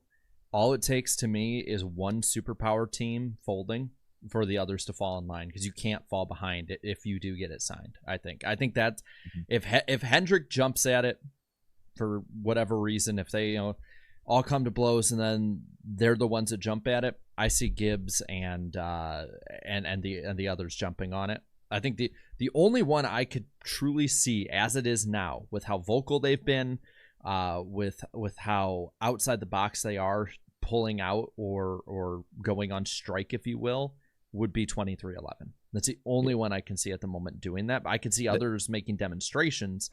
2311 is the only one I think that has the stones to actually go ahead and do that. They are the most vocal. Who knows? Danny, do you have a take on what the latest drama here is? No, nothing more than what's been said already. It's getting ridiculous. I wish we could find a way to just get past this conversation. Honestly, like we shouldn't have to speculate too much on it. This is, let's talk about the transparency of driver salaries and crew chief salaries and stuff like that. That's what I wish we could talk more about, because that sounds more fun than having to deal with the values of teams and their charters. Yeah, this is the exact opposite. There's no transparency here. Like for a while, the two sides couldn't even agree on what the percentages meant. And so it's like, how can we tell who's being unreasonable when we don't actually know the true financial state? Yeah, because people will say, they say in the media too, these teams are losing money. Then why do they all live in mansions? It's like, well, how do you explain that? Let's talk. Like, can we see? Well, hold on. I mean, hey. If you're not making enough money at your job, or you lost your job, how are you still living in your house? So it's like, well, they obviously are smart enough to have plans beforehand. But looking to it, what they say in the media, I mean, Jeff Gordon is the one who seemed like super positive, hunky-dory, like, we're going to get this done, guys. Don't worry about it. Look at this. Whereas like Rick Hendrick is the one, it sounds like, who's the one who's more pissed off by it and doesn't like the deal. And so you even have the strife between each other. Nobody but the France family is on the same page here. That's what I've gathered from all of this. The France family knows what they want. They're the ones on the aggression. They're the ones taking the more aggressive deal, which they can ask for a charter. They can ask for X, Y, and Z. They're doing this. In my opinion, what the France family is doing is smart business if it works out. If it doesn't work out, it's bad on all fronts. But if it works out, it's smart. Because if they push too hard and it all blows up, it's bad business. But up to that point, it is smart business. It's aggressive, strong business. Well, they have the advantage with a group that outside of 2311, again, frankly, is probably not used to these kind of waters, these kind of uncharted waters, if you will. They're asking for more, and I guarantee they know they won't get it all from the teams, but they're going to get more than they would have otherwise from them. In my opinion, NASCAR is the one that is leading this thing. Like at first we were thinking the teams had it. Like early in the year, the teams seemed a lot more uniform. They seemed like they knew what they wanted. I would have said it was more even then. I think NASCAR, because of the 76 years of history, the France family being solely, I think it's always been tipped in their favor, but the teams were closer to even than they are now. I agree. It's out of whack. NASCAR has the leverage. It hinges on what they do. Yeah, and I mean, like, we can kind of go into a little bit what they're asking here. I mean, Well, they're asking. yeah, for we cost can. I was caps. kind of agreeing with Danny. I'm kind of ready to move on because I mean, there's not. I mean, I'm checking the notes because there is just so much here. Like the NASCAR is willing to allow private firms to invest in charters, which I'm sure for some teams That that's probably a good thing for them. They're probably that happy could about that that. could work well with the money side of things. I mean, Yeah. NASCAR could have that. I guarantee. I know. I guarantee you what NASCAR's thinking is on that is if somebody comes in, or that these teams can have people come in, one, that take a little power away from the teams themselves that might be on NASCAR's side, but two, can give them enough money they don't have to worry about sponsorship and TV money as much. NASCAR can keep some more of that pie that they otherwise wouldn't have. Try and strong arm them into that. It also could lead maybe to more single season sponsors if that were to work, though they'd probably just use the money for anything else. But I mean, the newest offer, there was no mention of the 3-team cap for charters. There's nothing reported in it, yeah, which could still be in there, but there was no mention of it, which is an interesting fact. I just go back to teams say it's the worst offer they've received yet. NASCAR is now rolling back some previous concessions, which just tells me they're saying, hey, enough is enough. Take it or leave it. We're done here. We're not going to keep doing this with you guys. And I get the team's frustration.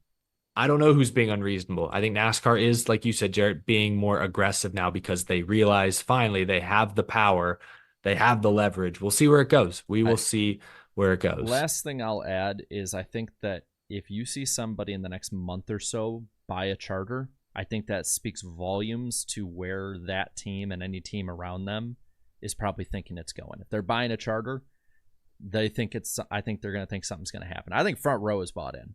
Like, just because they're the ones that all the teams are looking at as like the ugly stepchild here. If like RCR buys a charter, scoops one up, then I think there's starting more to skew towards it'll happen. But if there's no charter bought up by like the playoffs, like I think that we need to go red alert time. Yeah, there will come. We're in the red zone now. We'll be on the 1 yard line, goal line stand at some point. But like Danny said earlier, I do feel like it's probably best we move on. This conversation can be headache inducing after a while. I think this one's a little more fun. Let's talk some silly season speculation.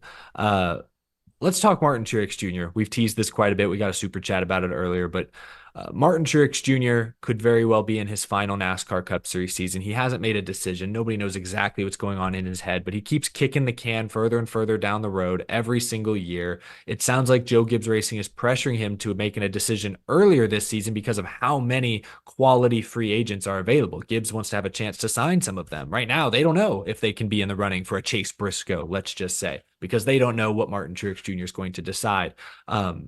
Let's start there. Danny, do you think Martin Truex Jr. retires at the end of this year, or do you think he's back for another season? I think he finally retires. And I don't know if I'll get a chance to be the one to ask this. I'll probably get beat to it. I'm sure I'll get asked about it this weekend, even by the media. But at Nashville Super Speedway, that's typically when I think we've usually found out a yes or no answer. That's a deadline this year. We did 2 years ago, was around June. Last year he waited until August. Well, they said it was a Nashville week.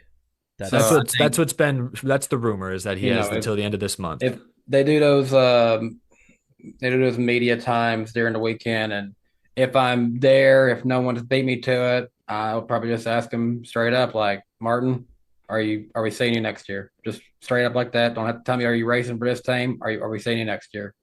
Yeah, I think he's still a really good driver. Obviously top 5 in the regular season standings still, even though he does not have a win. Like, he could keep racing and still be in that championship hunt for another year or two. I think so. Even with James Small, which everyone was dunking on earlier, no matter who's crew chiefing that 19, Truex and Gibbs equipment is still a championship contender. But at the same time, he is the oldest full-time driver. I get it. If he wants to retire, I totally get it. He's a Hall of Famer, 34 wins, 2017 champion, a couple of Xfinity titles back in the day. Peter in the chat. MTJ has a press conference on Friday. Oh, there we go. That's I didn't get a chance to ask him. Yeah, that might just have been added to the docket. How about that? I think he comes back personally. I know that probably makes it sound like he doesn't, but I think there's unfinished business.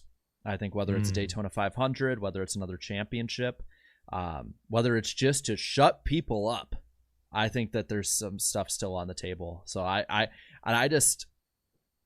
would have thought a couple of years, 2 years ago when he was falling off more and more and more every single year that, the time has come. Like, we got to get to it.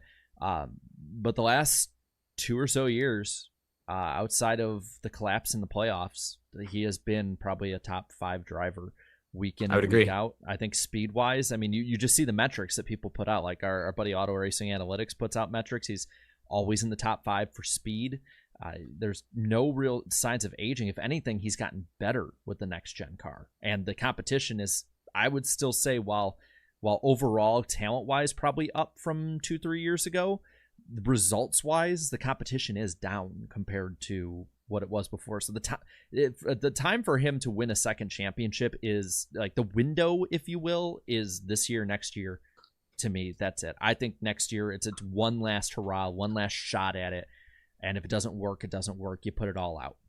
Yeah, I just hope that if he does make the decision to retire at the end of this year, I do hope the decision is made publicly within the next couple of weeks, because Kevin Harvick made this point on his podcast this week, and it's a good one. I want the fans to have a chance to celebrate Truex the second half of this year. He may not love the spotlight, but I think he's, like I said, he's a future Hall of Famer.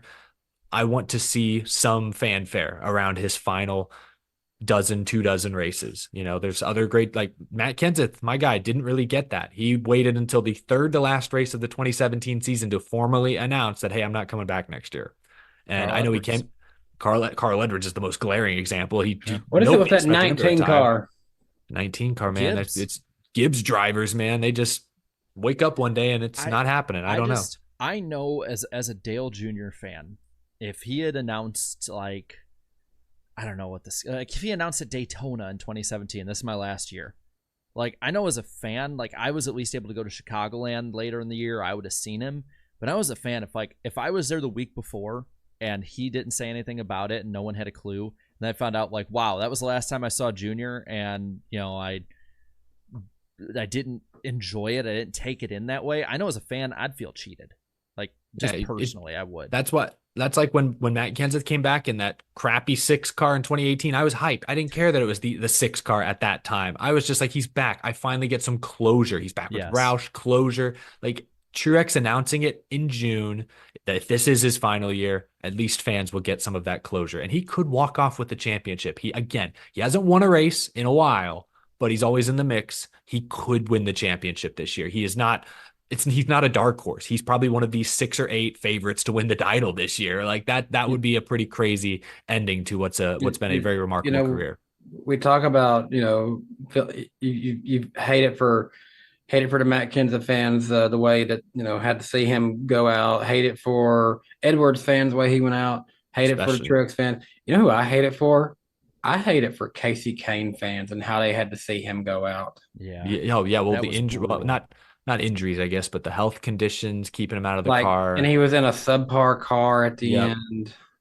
Yeah.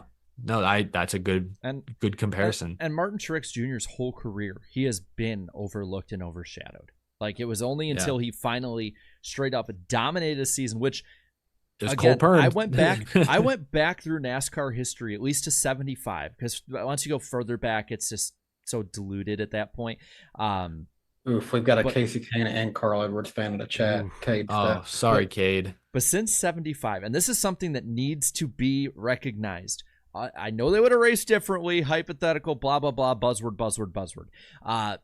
Martin Truex Jr.'s 2017 season is the only season in that span that would have won the championship under every single points format since 1975. That is damn impressive. The consistency, the winning, even Larson's 2021, that shocks me. Yeah, wow. I can't remember which system. I might actually be every single NASCAR system now that I think about it. I think I did go that far back. Good for Truex. Like, that should be celebrated. Like, you could argue, even though it wasn't statistically at Gordon or Petty or Johnson, the greatest championship season in NASCAR history. Argue that. And nobody thinks. They all look back at Larson. Like, they look back at Larson. They look back at Jimmy. Martin Truex Jr. was insane that season. And, like, nobody puts that up on the pedestal with the greatest seasons ever compared to. They talk about Gordon in the 90s. They talk about Jimmy's 5 straight. They talk about Kyle Larson. I don't think people discredit. I think the 2017 title is No, I still said they talked about quite overlook it. I think it's overlooked maybe a little from a statistical standpoint, but people look back at that and say, wow, Furniture Row, a Denver, Colorado-based team, won the title up A against. I know team they that got was help from literally Gibbs, like but failing to qualify for some races in a the team past. that 3 years earlier was, I think Truex's first year in that 78, he ran like 20th every week, didn't he? Like he wasn't, I don't think he made the playoffs that first year. Or Well, maybe No, he was awful. he did get a win his first year. No, he was 2014. He was Yeah. terrible. He Oh, was then like 20 and 28 then oh, in wait, sorry. Yeah, points. you're right. well, but then 2015 they turned it around and didn't they make the championship four in Yep. 15? They made They it, weren't yeah. even with Toyota yet. Yeah. Like it was that's where Cole Pern, I That think, was started to work his magic as well. that was the definition of like the say the Titans, they were last in AFC South last year, and that they could somehow win the AFC South, it'd be like that right there. No, that's the Keep Carolina dreaming, Panthers Danny. winning the Super Bowl. This year. Like Yeah, that's the pendulum swing over that amount of Yeah. time. Well, I don't mean to cut you guys off. I mean, we can kind of continue this Yeah. conversation, but I want to ask if Truex does retire, which, everyone's kind of split. Nobody knows what's exactly going to happen. Who gets the 19? There have been reports that Chase Briscoe could be a top candidate. Jarrett, you've talked about how Bass Pro is linked to Noah Gragson, could go with him to whatever team. There's a connection there. Eric Jones was mentioned this past week by Bob Pockrass, I believe, first, which would be very interesting. There could be other drivers. I've heard Josh Berry's name brought up. Could that be where the Rodney Childers pairing ends up? Who Lee knows? Spencer and Danielle Trotta brought up Kyle Busch. Yeah, but give us the full context there, Jarrett, because it was kind of like an option year, and it depends on when Truex retires. But that Busch would be Busch with it as an option would be first in line to go back to Gibbs. Here's my thought. Even if it's not Kyle Busch, I think get rid of the 19 altogether and bring back the 18 because that is their flagship number. That's what they started with. That car needs to be back on the track. That's a good point. Yeah, I think the Kyle Busch rumor is interesting, but Busch does have a contract with RCR. Now, RCR has the option. The only way I could see RCR choosing to not exercise that option and make Kyle Busch a free agent is if Truex retires, let's say, and Bass Pro Shops throws all that extra money behind Noah Gragson to the point that, with all due respect to future Hall of Famer Kyle Busch, Noah Gragson is too good of a deal to pass up on that. Austin Dillon's probably not going anywhere next year. So they put Gragson in the 8. They release Busch from his contract, and then maybe he goes to Gibbs with Kroger sponsorship. Because remember, with Chad Geschechter leaving JTG, he's got ties to the Kroger Racing brand. That could be a connection there. I'm going to say one thing that people are going to hate to hear it, but I do think Austin Hill is good enough to be in the Cup Series. He needs to be in a Cup Series ride. I think he would be good enough. Yeah, there's a lot. I said it wrong, Austin. I meant Austin Hill. I don't know if I said Dillon, but I meant Austin Hill. No, I get you. You said it. I'll say this about the Busch thing. The only other way I could see it happening is if Truex stays another year. Busch will be a free agent after 25 unless he resigns. Sure. I guess that's true. If you want to wait another year, yeah, that could make it easier. I still give it like a 5% at most chance of happening. I think that's the wild card. But let's be honest. This time in 2022, we thought Kyle Busch was going to be in the 18 for another 3 years. So crazier things have happened. I'm not saying it will. If I'm guessing, I'm going Chandler Smith at the moment. Just as somebody in the pipeline who they probably can sell sponsorship for. He's not somebody who's going to be out on a limb. He's a Gibbs driver. Like he's someone you can easily sell to a sponsor, even if he does go out there and be a little outspoken at times. There's also. Has there been any confirmation that Denny Hamlin won't try to do something on his own? No, I think I somewhat like the idea of Denny, if he wants to get another charter, him race for his own team, take the number 11 over to his team, and just keep that, and then Gibbs brings back the 18, and he can keep the 19. I don't see Gibbs giving up the 11 because it has sentimental meaning with I know it has sentimental value, but at the same time, Denny's really made that his own. Yeah. Do you think they'll let Denny run Roman numerals on his car next year? I almost don't think Denny would want it just because of the sentimental value, because it was JD who gave him that shot. But that is the interesting aspect to look at too. And depending how pissed off if Gibbs goes. The thing is, if Gibbs goes on the charter talk again, goes with NASCAR's offer and Denny's against it, I could totally see him being like, screw this, I'll go with my team. Like, I don't have a full-time sponsor anymore. They blow up. We blow up or crash every time it's there. Sorry, I would be shocked. I mean, Denny is probably the most brash. Maybe that's not even the right word. He's just the most outspoken Cup driver currently, but I don't think he leaves Gibbs after this season. I think he's But locked up there. then again, like Russ McCollum, he said, Denny has said that he won't leave JGR if they're still winning. I mean, I'll just ask y'all this: at the end of 2020, even with the rest of the team winning, him not, would you have ever expected Jimmy Johnson to be owning and running his own car one day? What? Yeah. And granted, sadly didn't have enough time to see it play out, but who knows that Dale Earnhardt wouldn't have entertained the idea one day of driving his own car. You know, we'll never know. I think overall, the thing I think we need to keep in mind is, while this is not the biggest silly season and the last couple haven't been, I'd say 07, 22, like those kind of years are probably the biggest. NASCAR silly season, I think at this point, has gotten so much more wild of stuff that could happen because of how volatile the entire market is, both on the charter side, the sponsor side, the driver side. So like those crazy things that could happen, like I'm not ruling them out anymore. No, this is 5 years ago I would have.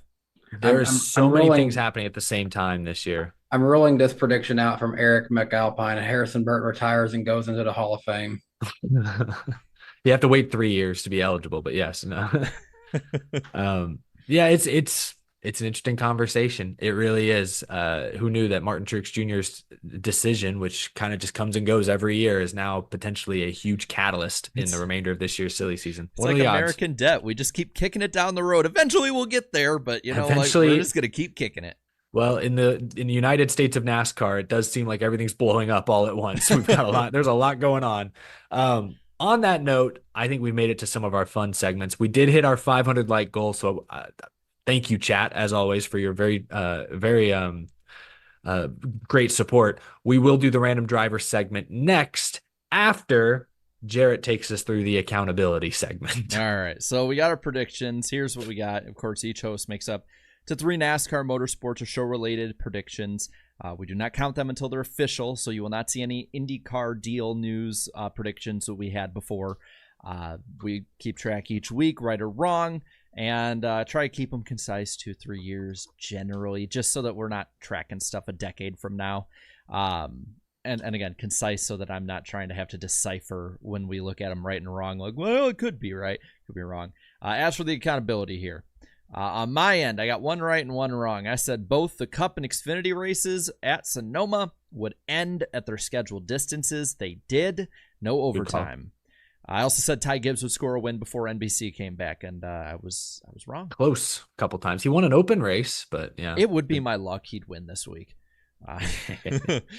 Eric, you got 2 right and 1 wrong. I had a big weekend. Yes, you said Cam Waters and Will Brown would finish outside of the top 15 at Sonoma. Hey, Will Brown was really strong on Friday and, well, Saturday until electrical issues, and even Sunday until electrical issues. But I want to see him in a Cup car again. The one I think you're alluding to the strong week was Fox Sports ending their 2024 run with a year-over-year increase.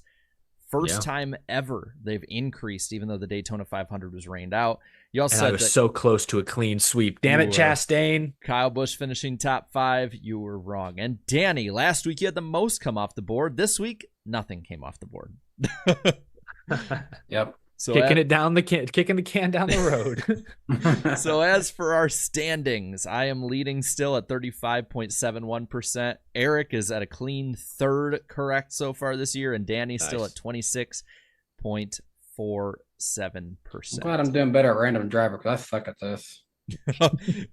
One way or another, one of us is doing better when it comes to whatever.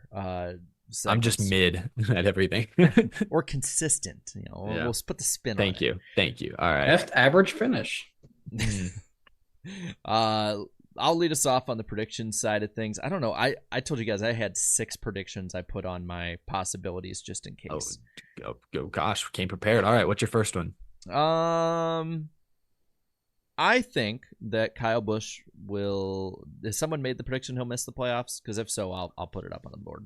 I don't know if one of us have, to be honest. Then I'll do that one. Kyle Busch will miss the playoffs. All right. Okay.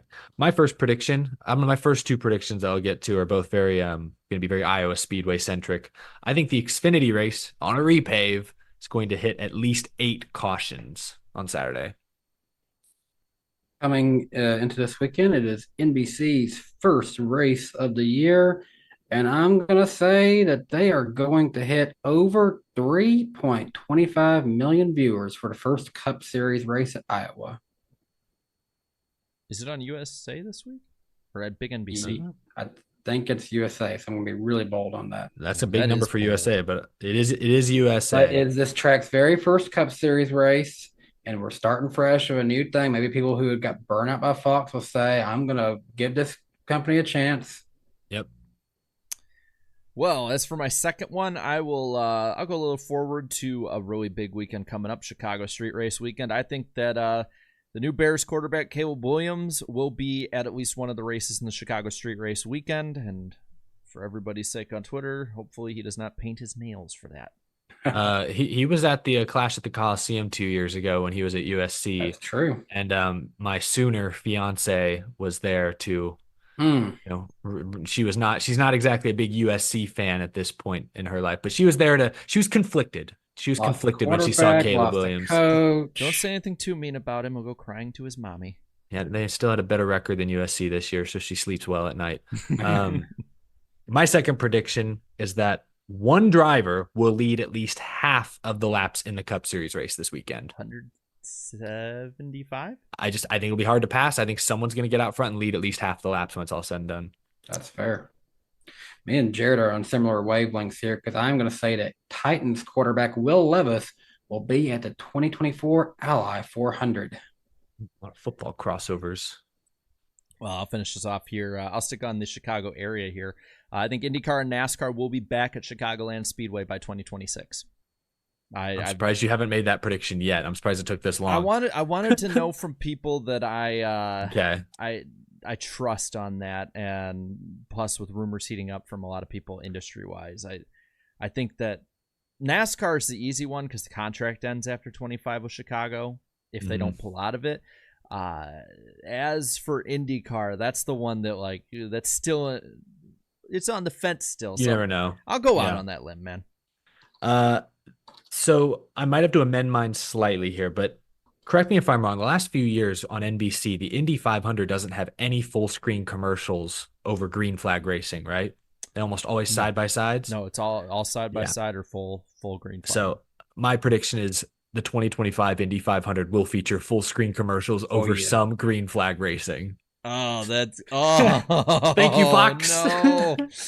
I can't. Mike and it's going to be the most annoying ones like this weekend. I pointed out it was horrible timing that they gave a mention to Parnelli Jones and they ended it in kind of a nice, just looking at the sky, no fade to black, just suddenly COPD and a lady's on a hospital bed going, it was awful. That is awful. It was no, I know exactly what you're talking about. I in that same moment went, oh, what a terrible transition. The room. Yikes. Having trouble breathing. My last one, weather will delay the Cup race this weekend. Oh, why do we got to end on a sour note? All right. There we go. All right. You got that down, Jared? We'll write them down after the show, so you got it. Write them down for me. Put mine in now for you, bud. We are at over nearly 600 likes, so we have shattered our like goal for the evening, Jared, which means it's time for, and we need a drop for this, the random driver of the week. Wait, we said it was like this. You have unlocked random driver of the week. Ding, ding, ding, ding, ding. Just like a bunch of obnoxious noises, like a radio drop. Just have a siren, like a tornado siren go off. So Danny is leading our random driver of the week. Yes. What's the word? By 2 at this point. Yeah, he's starting to pull away. 6. I've got 4. Our guests have 4. So luckily, I hopefully can gap them today. And Jarrett has stumped us once, which honestly, I still don't know anything about that guy. Chad Chapin. I've watched a couple clips of him after that episode, and I've kind of forgotten. They kind of went in one ear out the other. I'm not a good student. Well, looking at the last couple weeks here, Danny has the last 2 in a row with Bobby Gerhart and Neil Bonnet. David got Marty Robbins. Danny I again should with not Cale have had Neil Gale. Bonnet, but I got it. And then I got Chad Chaffin over you guys. Eric, it has now been, I believe, 6 or 7 weeks since you've won. You got to get on it, man. All right, I was start off the year so strong. This is not great. All right, we're getting it tonight. I'm I calling am the my guy shot. known for drivers he forgot about, so I should be leading this one. That's a good point. I'm Mr. Current Events. I'm not good at the. Although I let Paige get, or who does it that I let get? Carson Hocevar. Somebody No, stole you that let- one right you off the let- bat. I got it. Yeah, you so let even Paige that- have Tony Raines after you knew it. You were like, I think it's Tony Raines. I'm not sure. Not making that mistake I again was tonight. I was at a restaurant in Savannah, Georgia, just mad at Eric over that. We're the good. We got mirrors. this. Tonight's the night. Let's do this, Jarrett. All right, hide the chat. Be ready to go. Yep, get out of here, chat. We got 26. Wait, hold on. I can't close the chat. How the fuck how do I close the chat on this? The minimize button. No, it's when I'm on the studio. There is no minimize button. There should be. I don't know where. Drape a shirt over the screen if you have to. Let me pop it out. Okay, I can pop out the chat and like put it off the screen. Okay, we're good. I don't see it anymore. We're fine. All right, And while nobody we're sent me any DMs. Somebody sent me a DM during it last week. Was trying to give me the answer. Eric, this is very sus. I don't trust you. I'm putting my phone. Like you can see my phone. I'm putting it face down on the desk. So you cannot. You'll have to trust me. Nobody DM me. The duality of random driver of the week. Anyway, Hey, I almost got to see the random driver last night. Jarrett had it in wide view, and then he realized that he had it right there, and told me, "You didn't see that, did you?" yeah. All right, let's get to it. I don't want to hold it off too much longer. These guys are starting to get rowdy in the chat here. Has the chat already guessed it? Rowdy, that's a hint. Oh, all right, let's get started. This random driver has the same name as a British musician who's a lead singer of an alternative band. Relatively big alternative band. Okay. This Talk about like the full name, first and last. full name, first and last name, yes. Wow. Whoa, the exact. Okay, I don't know if that would give it a hint. Okay. This random driver is a California native. Ever heard of a singer named Kevin Harvick? Jimmy Johnson. I can say that we've used him already. My name is Tyler Reddick, and we're gonna rock your socks off. This random driver was actually criticized heavily this year for praising the next gen car.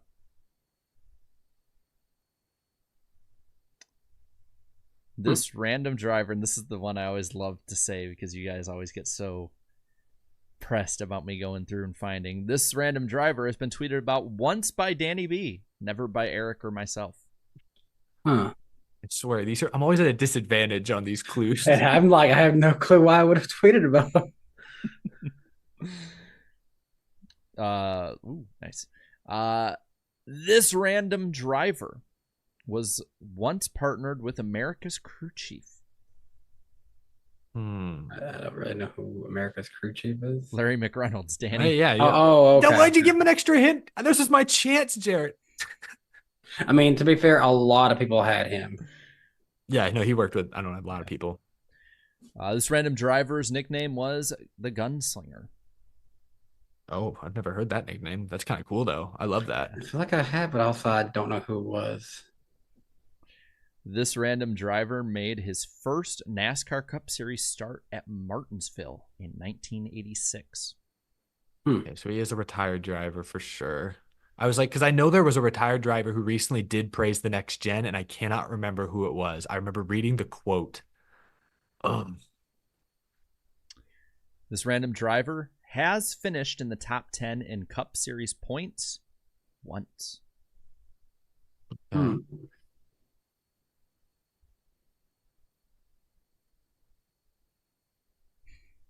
Any guesses? No. I have a guess. I'm gonna save it. I'll save Come it for on, now. there's 3 guesses. No, I blew it a couple weeks ago because of this. I'm not jumping at the. Jeez. No. This random driver has never ran more than 14 Xfinity Series starts in a single season. Okay, so they did more cup racing, it sounds like. In 2001, this random driver suffered a severe injury in a crash at the Chicagoland Speedway giving him a concussion, broken ankle, and torn ACL. 2001. That would have been the track had just opened. Was this like testing? I can't remember. It might have been. I think it was a practice crash. I'm going to do a guess. Jerry Nadeau. No. Okay. So one off the I don't board really know for where Danny. he's from, but it sounds like him for some reason. You got that guess still, Eric? Yeah, but I'm going to hold on to it. It might still be right, but I'm going to hold on to it. This random driver drove for the likes of Michael Waltrip, Bill Davis, Fitz Bradshaw, and Red Bull, among others.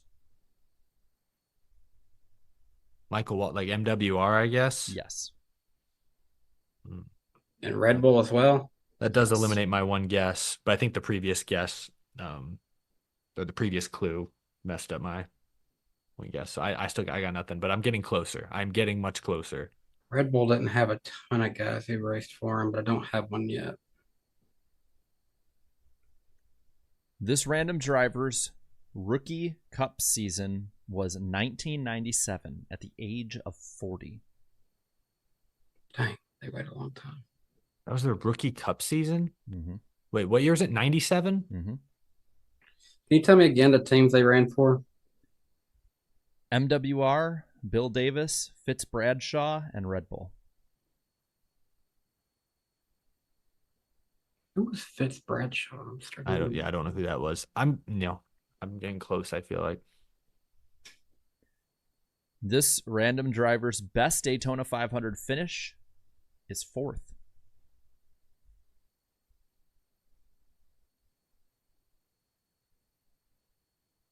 Is it? I might have a guess. That clue didn't help me, I don't think. But I think, is it Josh Wise? No. So No, he was definitely not in the 80s, that's for sure. Oh, yeah. Wait. What was the 80s clue again? I already forgot that one. First start was 86 at Martinsville. Oh, yeah. He's way too old. Never mind. Way too young.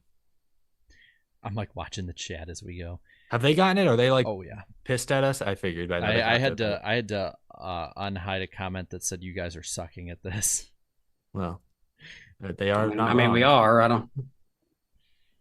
This random driver is partially responsible for the yellow line rule. This due to a wild block to the grass on Tony Stewart that this driver threw that started a big wreck. Hmm.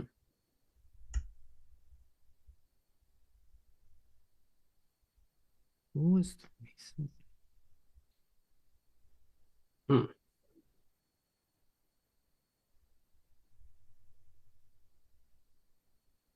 How many clues we got left? 11. All right, we're gonna get this. I feel so close. While never winning a cup points race, this random driver won 2 exhibition races in Japan. Who?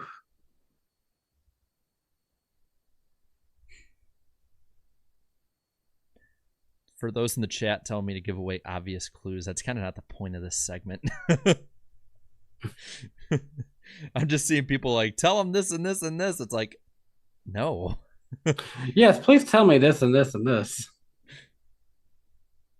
Any guesses? No. I came into this so confident, and now I'm like, I keep thinking of a person, but I'm like, no, I'm pretty sure they're from Missouri.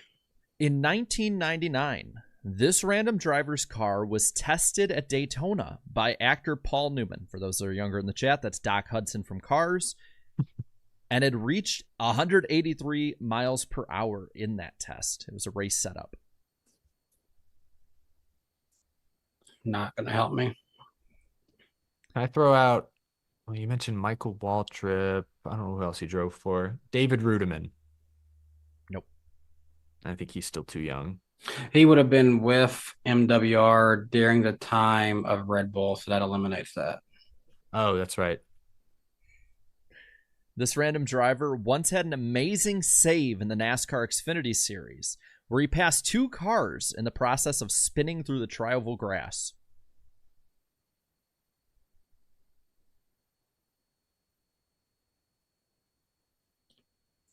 Nope. Anything?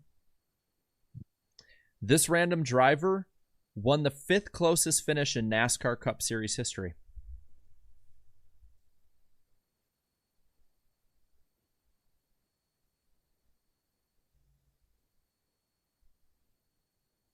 Am I allowed to ask what were the teams he drove for again? Because I forgot. So was it Red Bull? Red Bull, MWR, Bill Davis, and Fitz Bradshaw.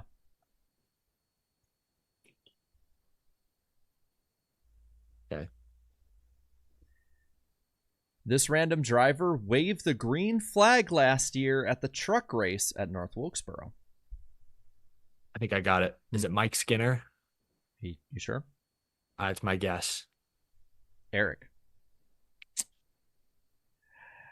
I knew. I was like, he You said something about the next gen are recently. Right. Yes. I was gonna see if I could get you like to. When you go said back Wilkesboro, on it. I'm like, okay, so it is one of the greatest truck I drivers. wasn't at Wilkesboro, and I wasn't really able to pay attention to the start, so I wouldn't have known that one. So. That to me, that last clue just solidified, okay, this is a star driver. It's not some no name. Like I was like, they Yeah. got some like legit person to do it. I was hiding all of the Okay. truck stuff till the very end just because I didn't want to. That give was it away. devious. Yeah. He wasn't. He was barely on my radar. Didn't you guess Mike Skinner last week?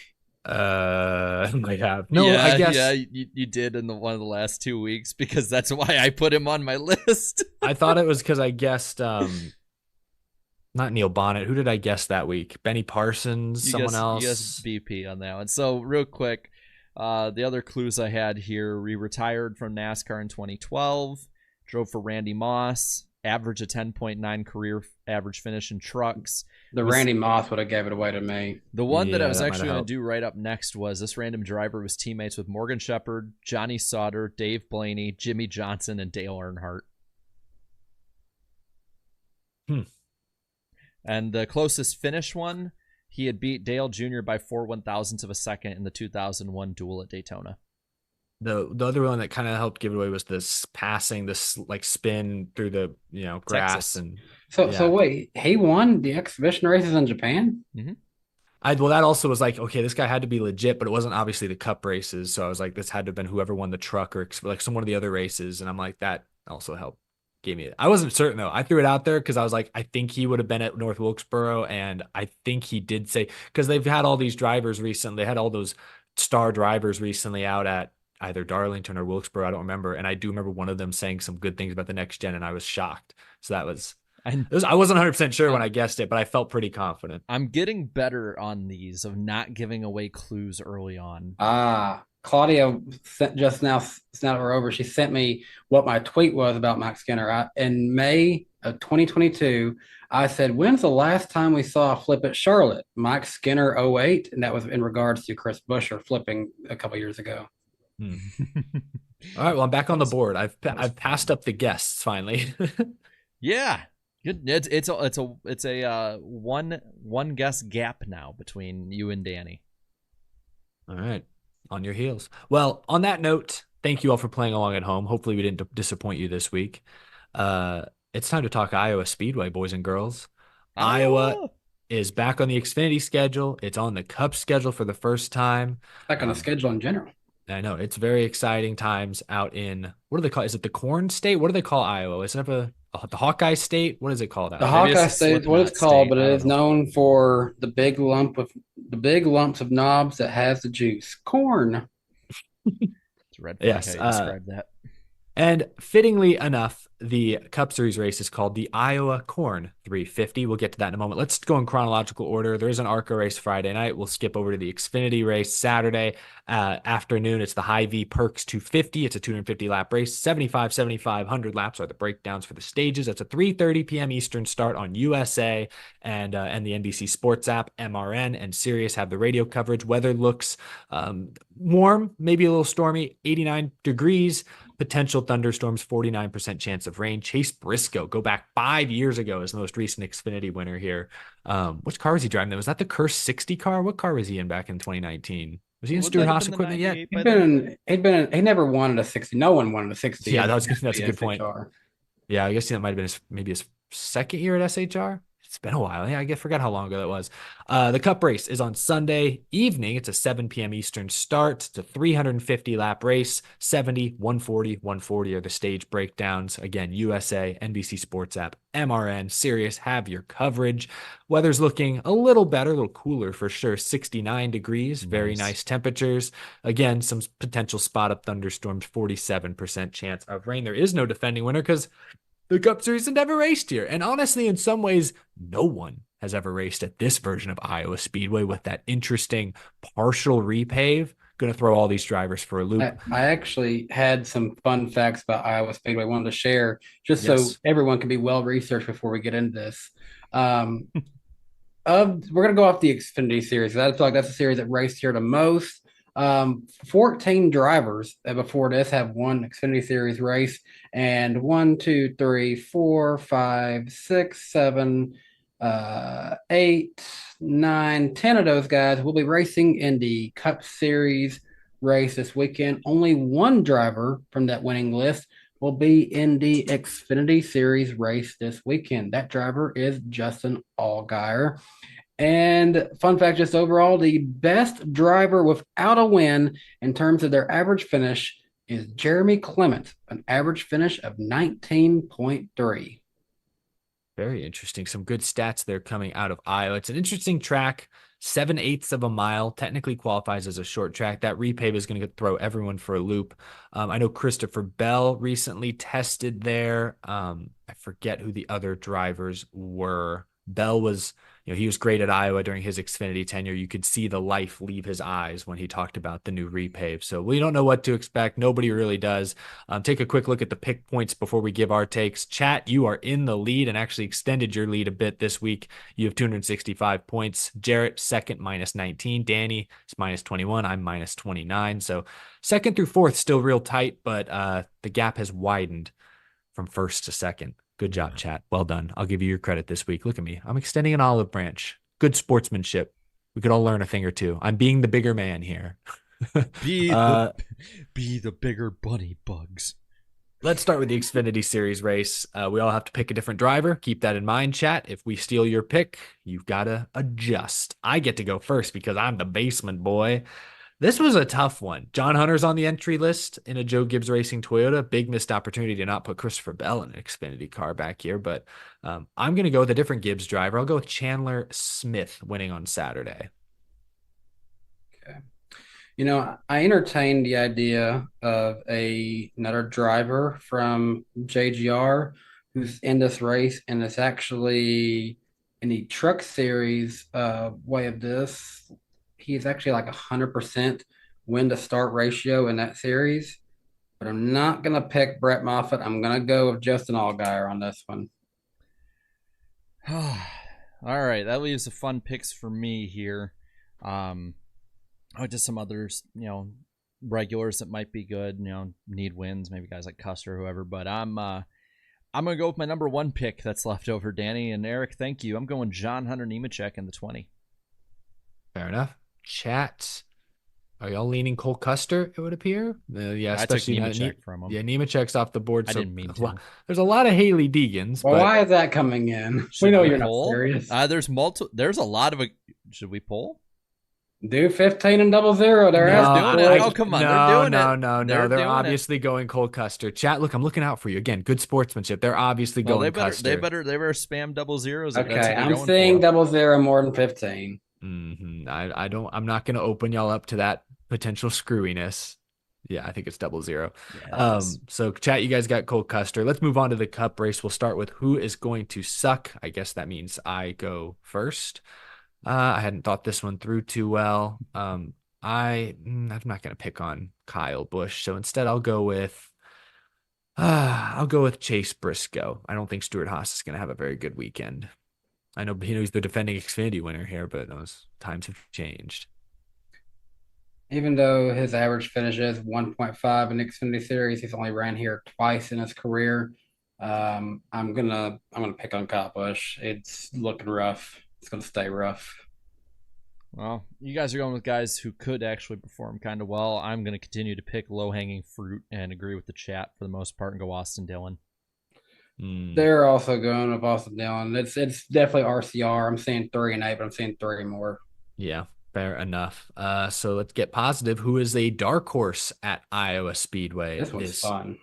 This one has the potential to be very fun. I'm going to go with my dark horse being Michael McDowell. He's been a good qualifier this year, and I think that track position, albeit early in the race, is going to be important as long as you don't give it up. I want to say this is where his first win in the top three series in NASCAR came from. And I think it could also, even though the team is on its last leg and going out the door, this is a good chance for Ryan Preece to have a good day. Ooh, I like that pick. That's a fun one. What do you got, Jarrett? I'm going to go with this teammate. I'm going to go Chase Briscoe on this one just because of the Xfinity success in the past. Should I bet $5 on him? Your money, not mine. I mean, I have a lot more money now from a $5 bet. You sounds like you might need to call the hotline at the bottom of those billboards. I just need just one more and I'll be a millionaire. It's free money. What are you talking about? What are you talking about? I don't have to pay taxes.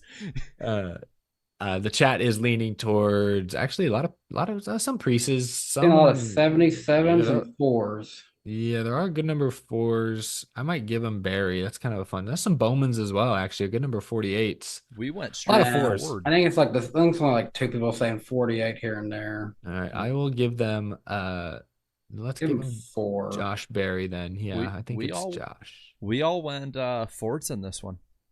I just have weird. Yeah, I don't know. All right, then who's gonna win the what was it called? Iowa Corn 350. Who wins the corn this weekend? Corn! It's corn. My pick. Also, I of course had to pick Justin Allgaier because he'll be in the corn car this weekend. Naturally, of course. Don't laugh. Don't laugh, chat. Don't laugh, you guys. My pick to win this weekend is Joey Logano. I'm not gonna laugh. It's a new track. Them first time things. That's what it is. That's what I'm banking on. He won the first Bristol Dirt race, the first Coliseum race, the first Gateway race. He won on a recent short track repave at North Wilkesboro. Again, led wire to wire, good qualifier. It's all coming together for me. I think Logano gets the win and what just destroys the playoff bubble like his teammate did 2 weeks ago. Danny, who you got? Yeah, that's not happening. You're gonna stay in the basement. Give me Christopher Bell. Damn. Well, you know what?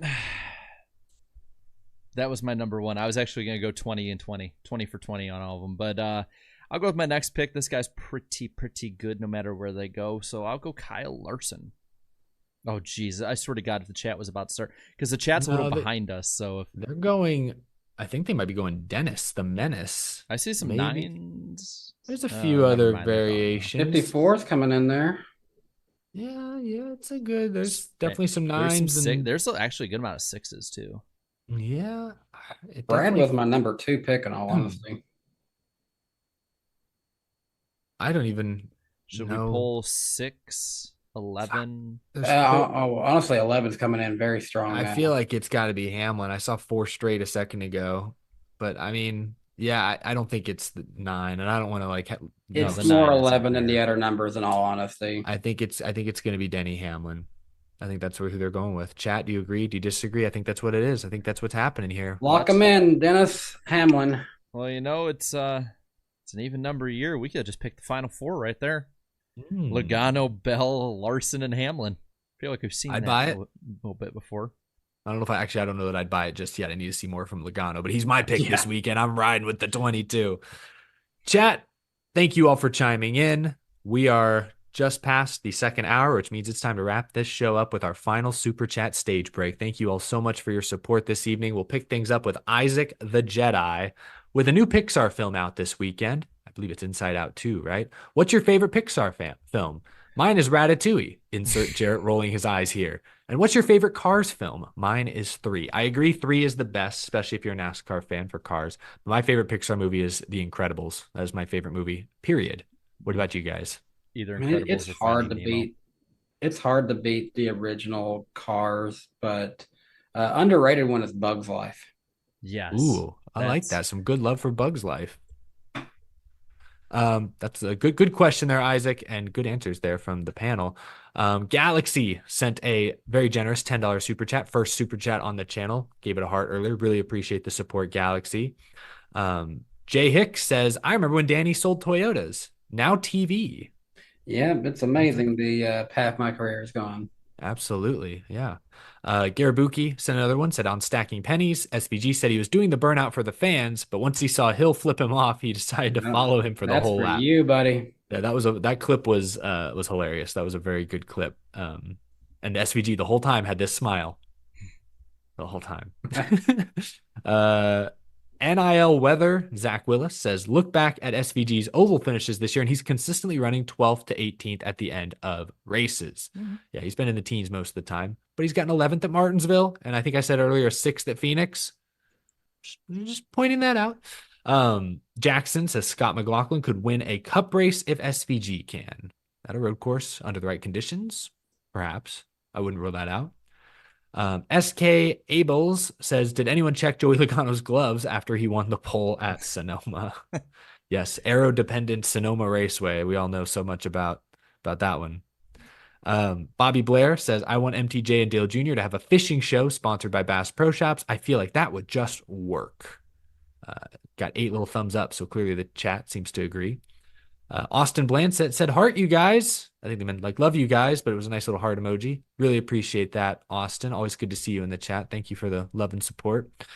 Daniel Meredith Jr. says, what number will you remember your driver? Like, I was a Casey Kane fan. I know he drove the 9, 4, 5, and 95. I still see him as number 9. Now I'm a Larson fan. I see him as 5 and not 42. Matt Kenseth, 17 or 20. Jarrett's going with 8 for Dale Jr. What about you, Danny? Do you agree? Number 8? It's got to be 8 because it was 8, then 8, 8. So 8's still there. All 8. It always has been. Who's going to be the tougher one is Alex Bowman. He's one more in a 48. I think it was 48. He did have. It's going to be 48. He's been in the 48 longer at this point, or is it about the same amount of time right now? 18, 19, 21, 2, 3. Yeah, been 48 longer. Yeah. As for Matt Kenseth, I looking back now see him more as the 17, but I remember the 20 years more because they were more recent. Like I was into NASCAR in the 2000s. I kind of fell out of it in 08, 09 a little bit. And then I got back into it really hardcore in 2011 and 2012, but then pretty quickly went to Gibbs and was a championship contender there. So I remember the 20 years more, but if you look around my background, which some of you can't see, like I got 17 in that picture. There's a 17 die cast right there. Like I think 17 with Kenseth. Noah Coleman, Jeff Gordon, obviously the 88. That's funny. He did run it. I saw him drive it. Kyle Larson, I think of him as the 17 because of IndyCar. Alex Left, thank you for the 5. Another Mike Skinner fact: in season 1 of the Grand Tour, he was their version of the Stig. Yeah, he's the American. Oh, I didn't know it. I don't even know what that means, but good fun fact there, Alex. I'm having fun, and it is a fact. Mustang 2006. Hey, Eric, sorry, just got off work. I heard that Fox pre-race show is going away besides Race Hub. Thoughts? Don't know if anyone else covered this. Yeah, we briefly mentioned it towards the beginning of the show. We're not sure. Does that mean just for the remainder of this year? Like, FS1 would do their own race day, even though the races were on NBC. But maybe NWP has to start going live before races, guys. Gosh, man, they just keep adding to our schedule. No, so I can't tell if that means for next year that means race day is going away, because if that's the case, like even for the Fox races next year, there's no race day. Like what are they going to do? Just no pre-race? Just tune in and 5 minutes later the race is going green? That seems ridiculous personally, but I haven't read the full headline or the full report. So they treat any sport that's not the UFL anymore. Yeah, I don't know. You need at least 20 minutes of pre-race or something. There's got to be something. Crash, if you 3 were on a race team, which of you would be the owner, the driver, and the crew chief? What an interesting question. I think I'd be the crew chief if we're basing it on the show. No, you're in the best shape of us. I think you got to be the driver. I mean, I won't say no. Yeah, you go put your life on the line. Okay. Sounds fun. I want to be the owner. I want to be rich. I know you're losing money in NASCAR, Danny. You would need to have other businesses. Yeah, how do you have a mansion? Businesses? I mean, I'll open up Danny B Chevrolet. Not So I guess Toyota? that means I'm the crew chief, the man who probably has the least technical knowledge of the three of us. We are going I places, am. gentlemen. We better have a great sim program that somebody else runs. uh, that's the We'll get dream John team for right that there. one. Yeah, that's the dream team right there. Final super chat, I believe. This comes from Brandy. Thank you so much for the very generous super chat. Hi, Eric. Belated congrats on your engagement. Thank you.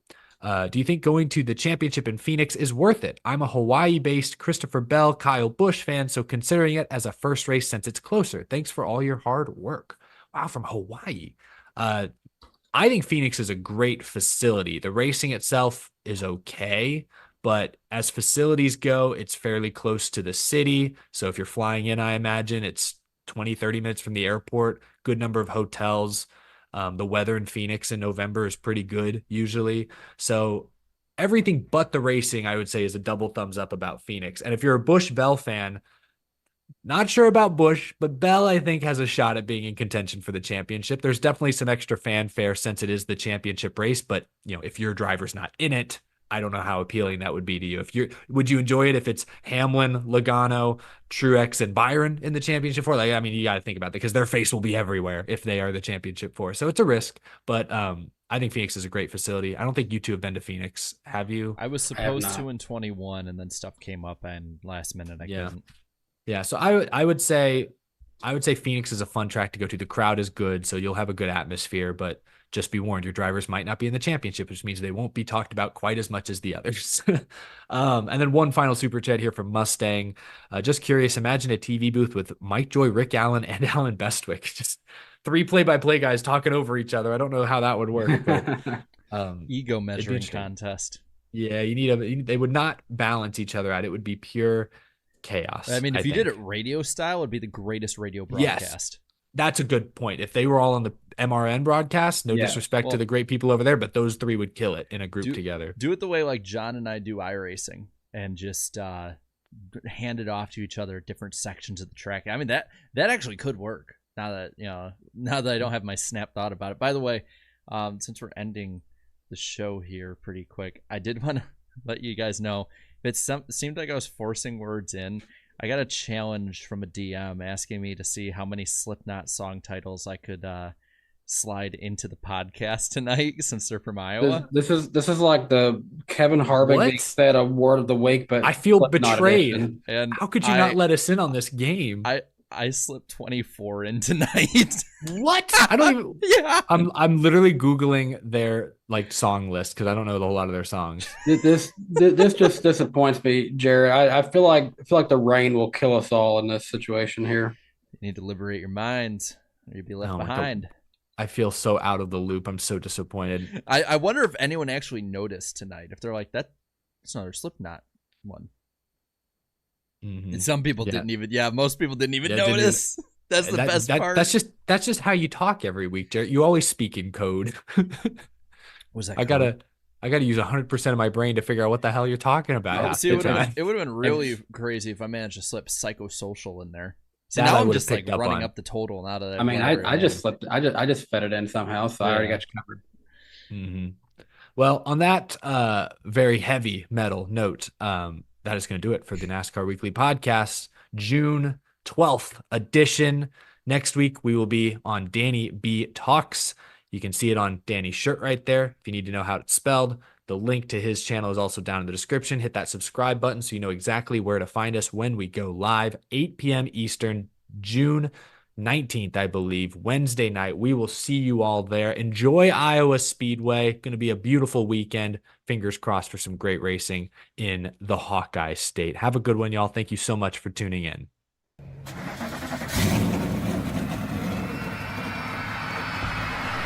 Drivers!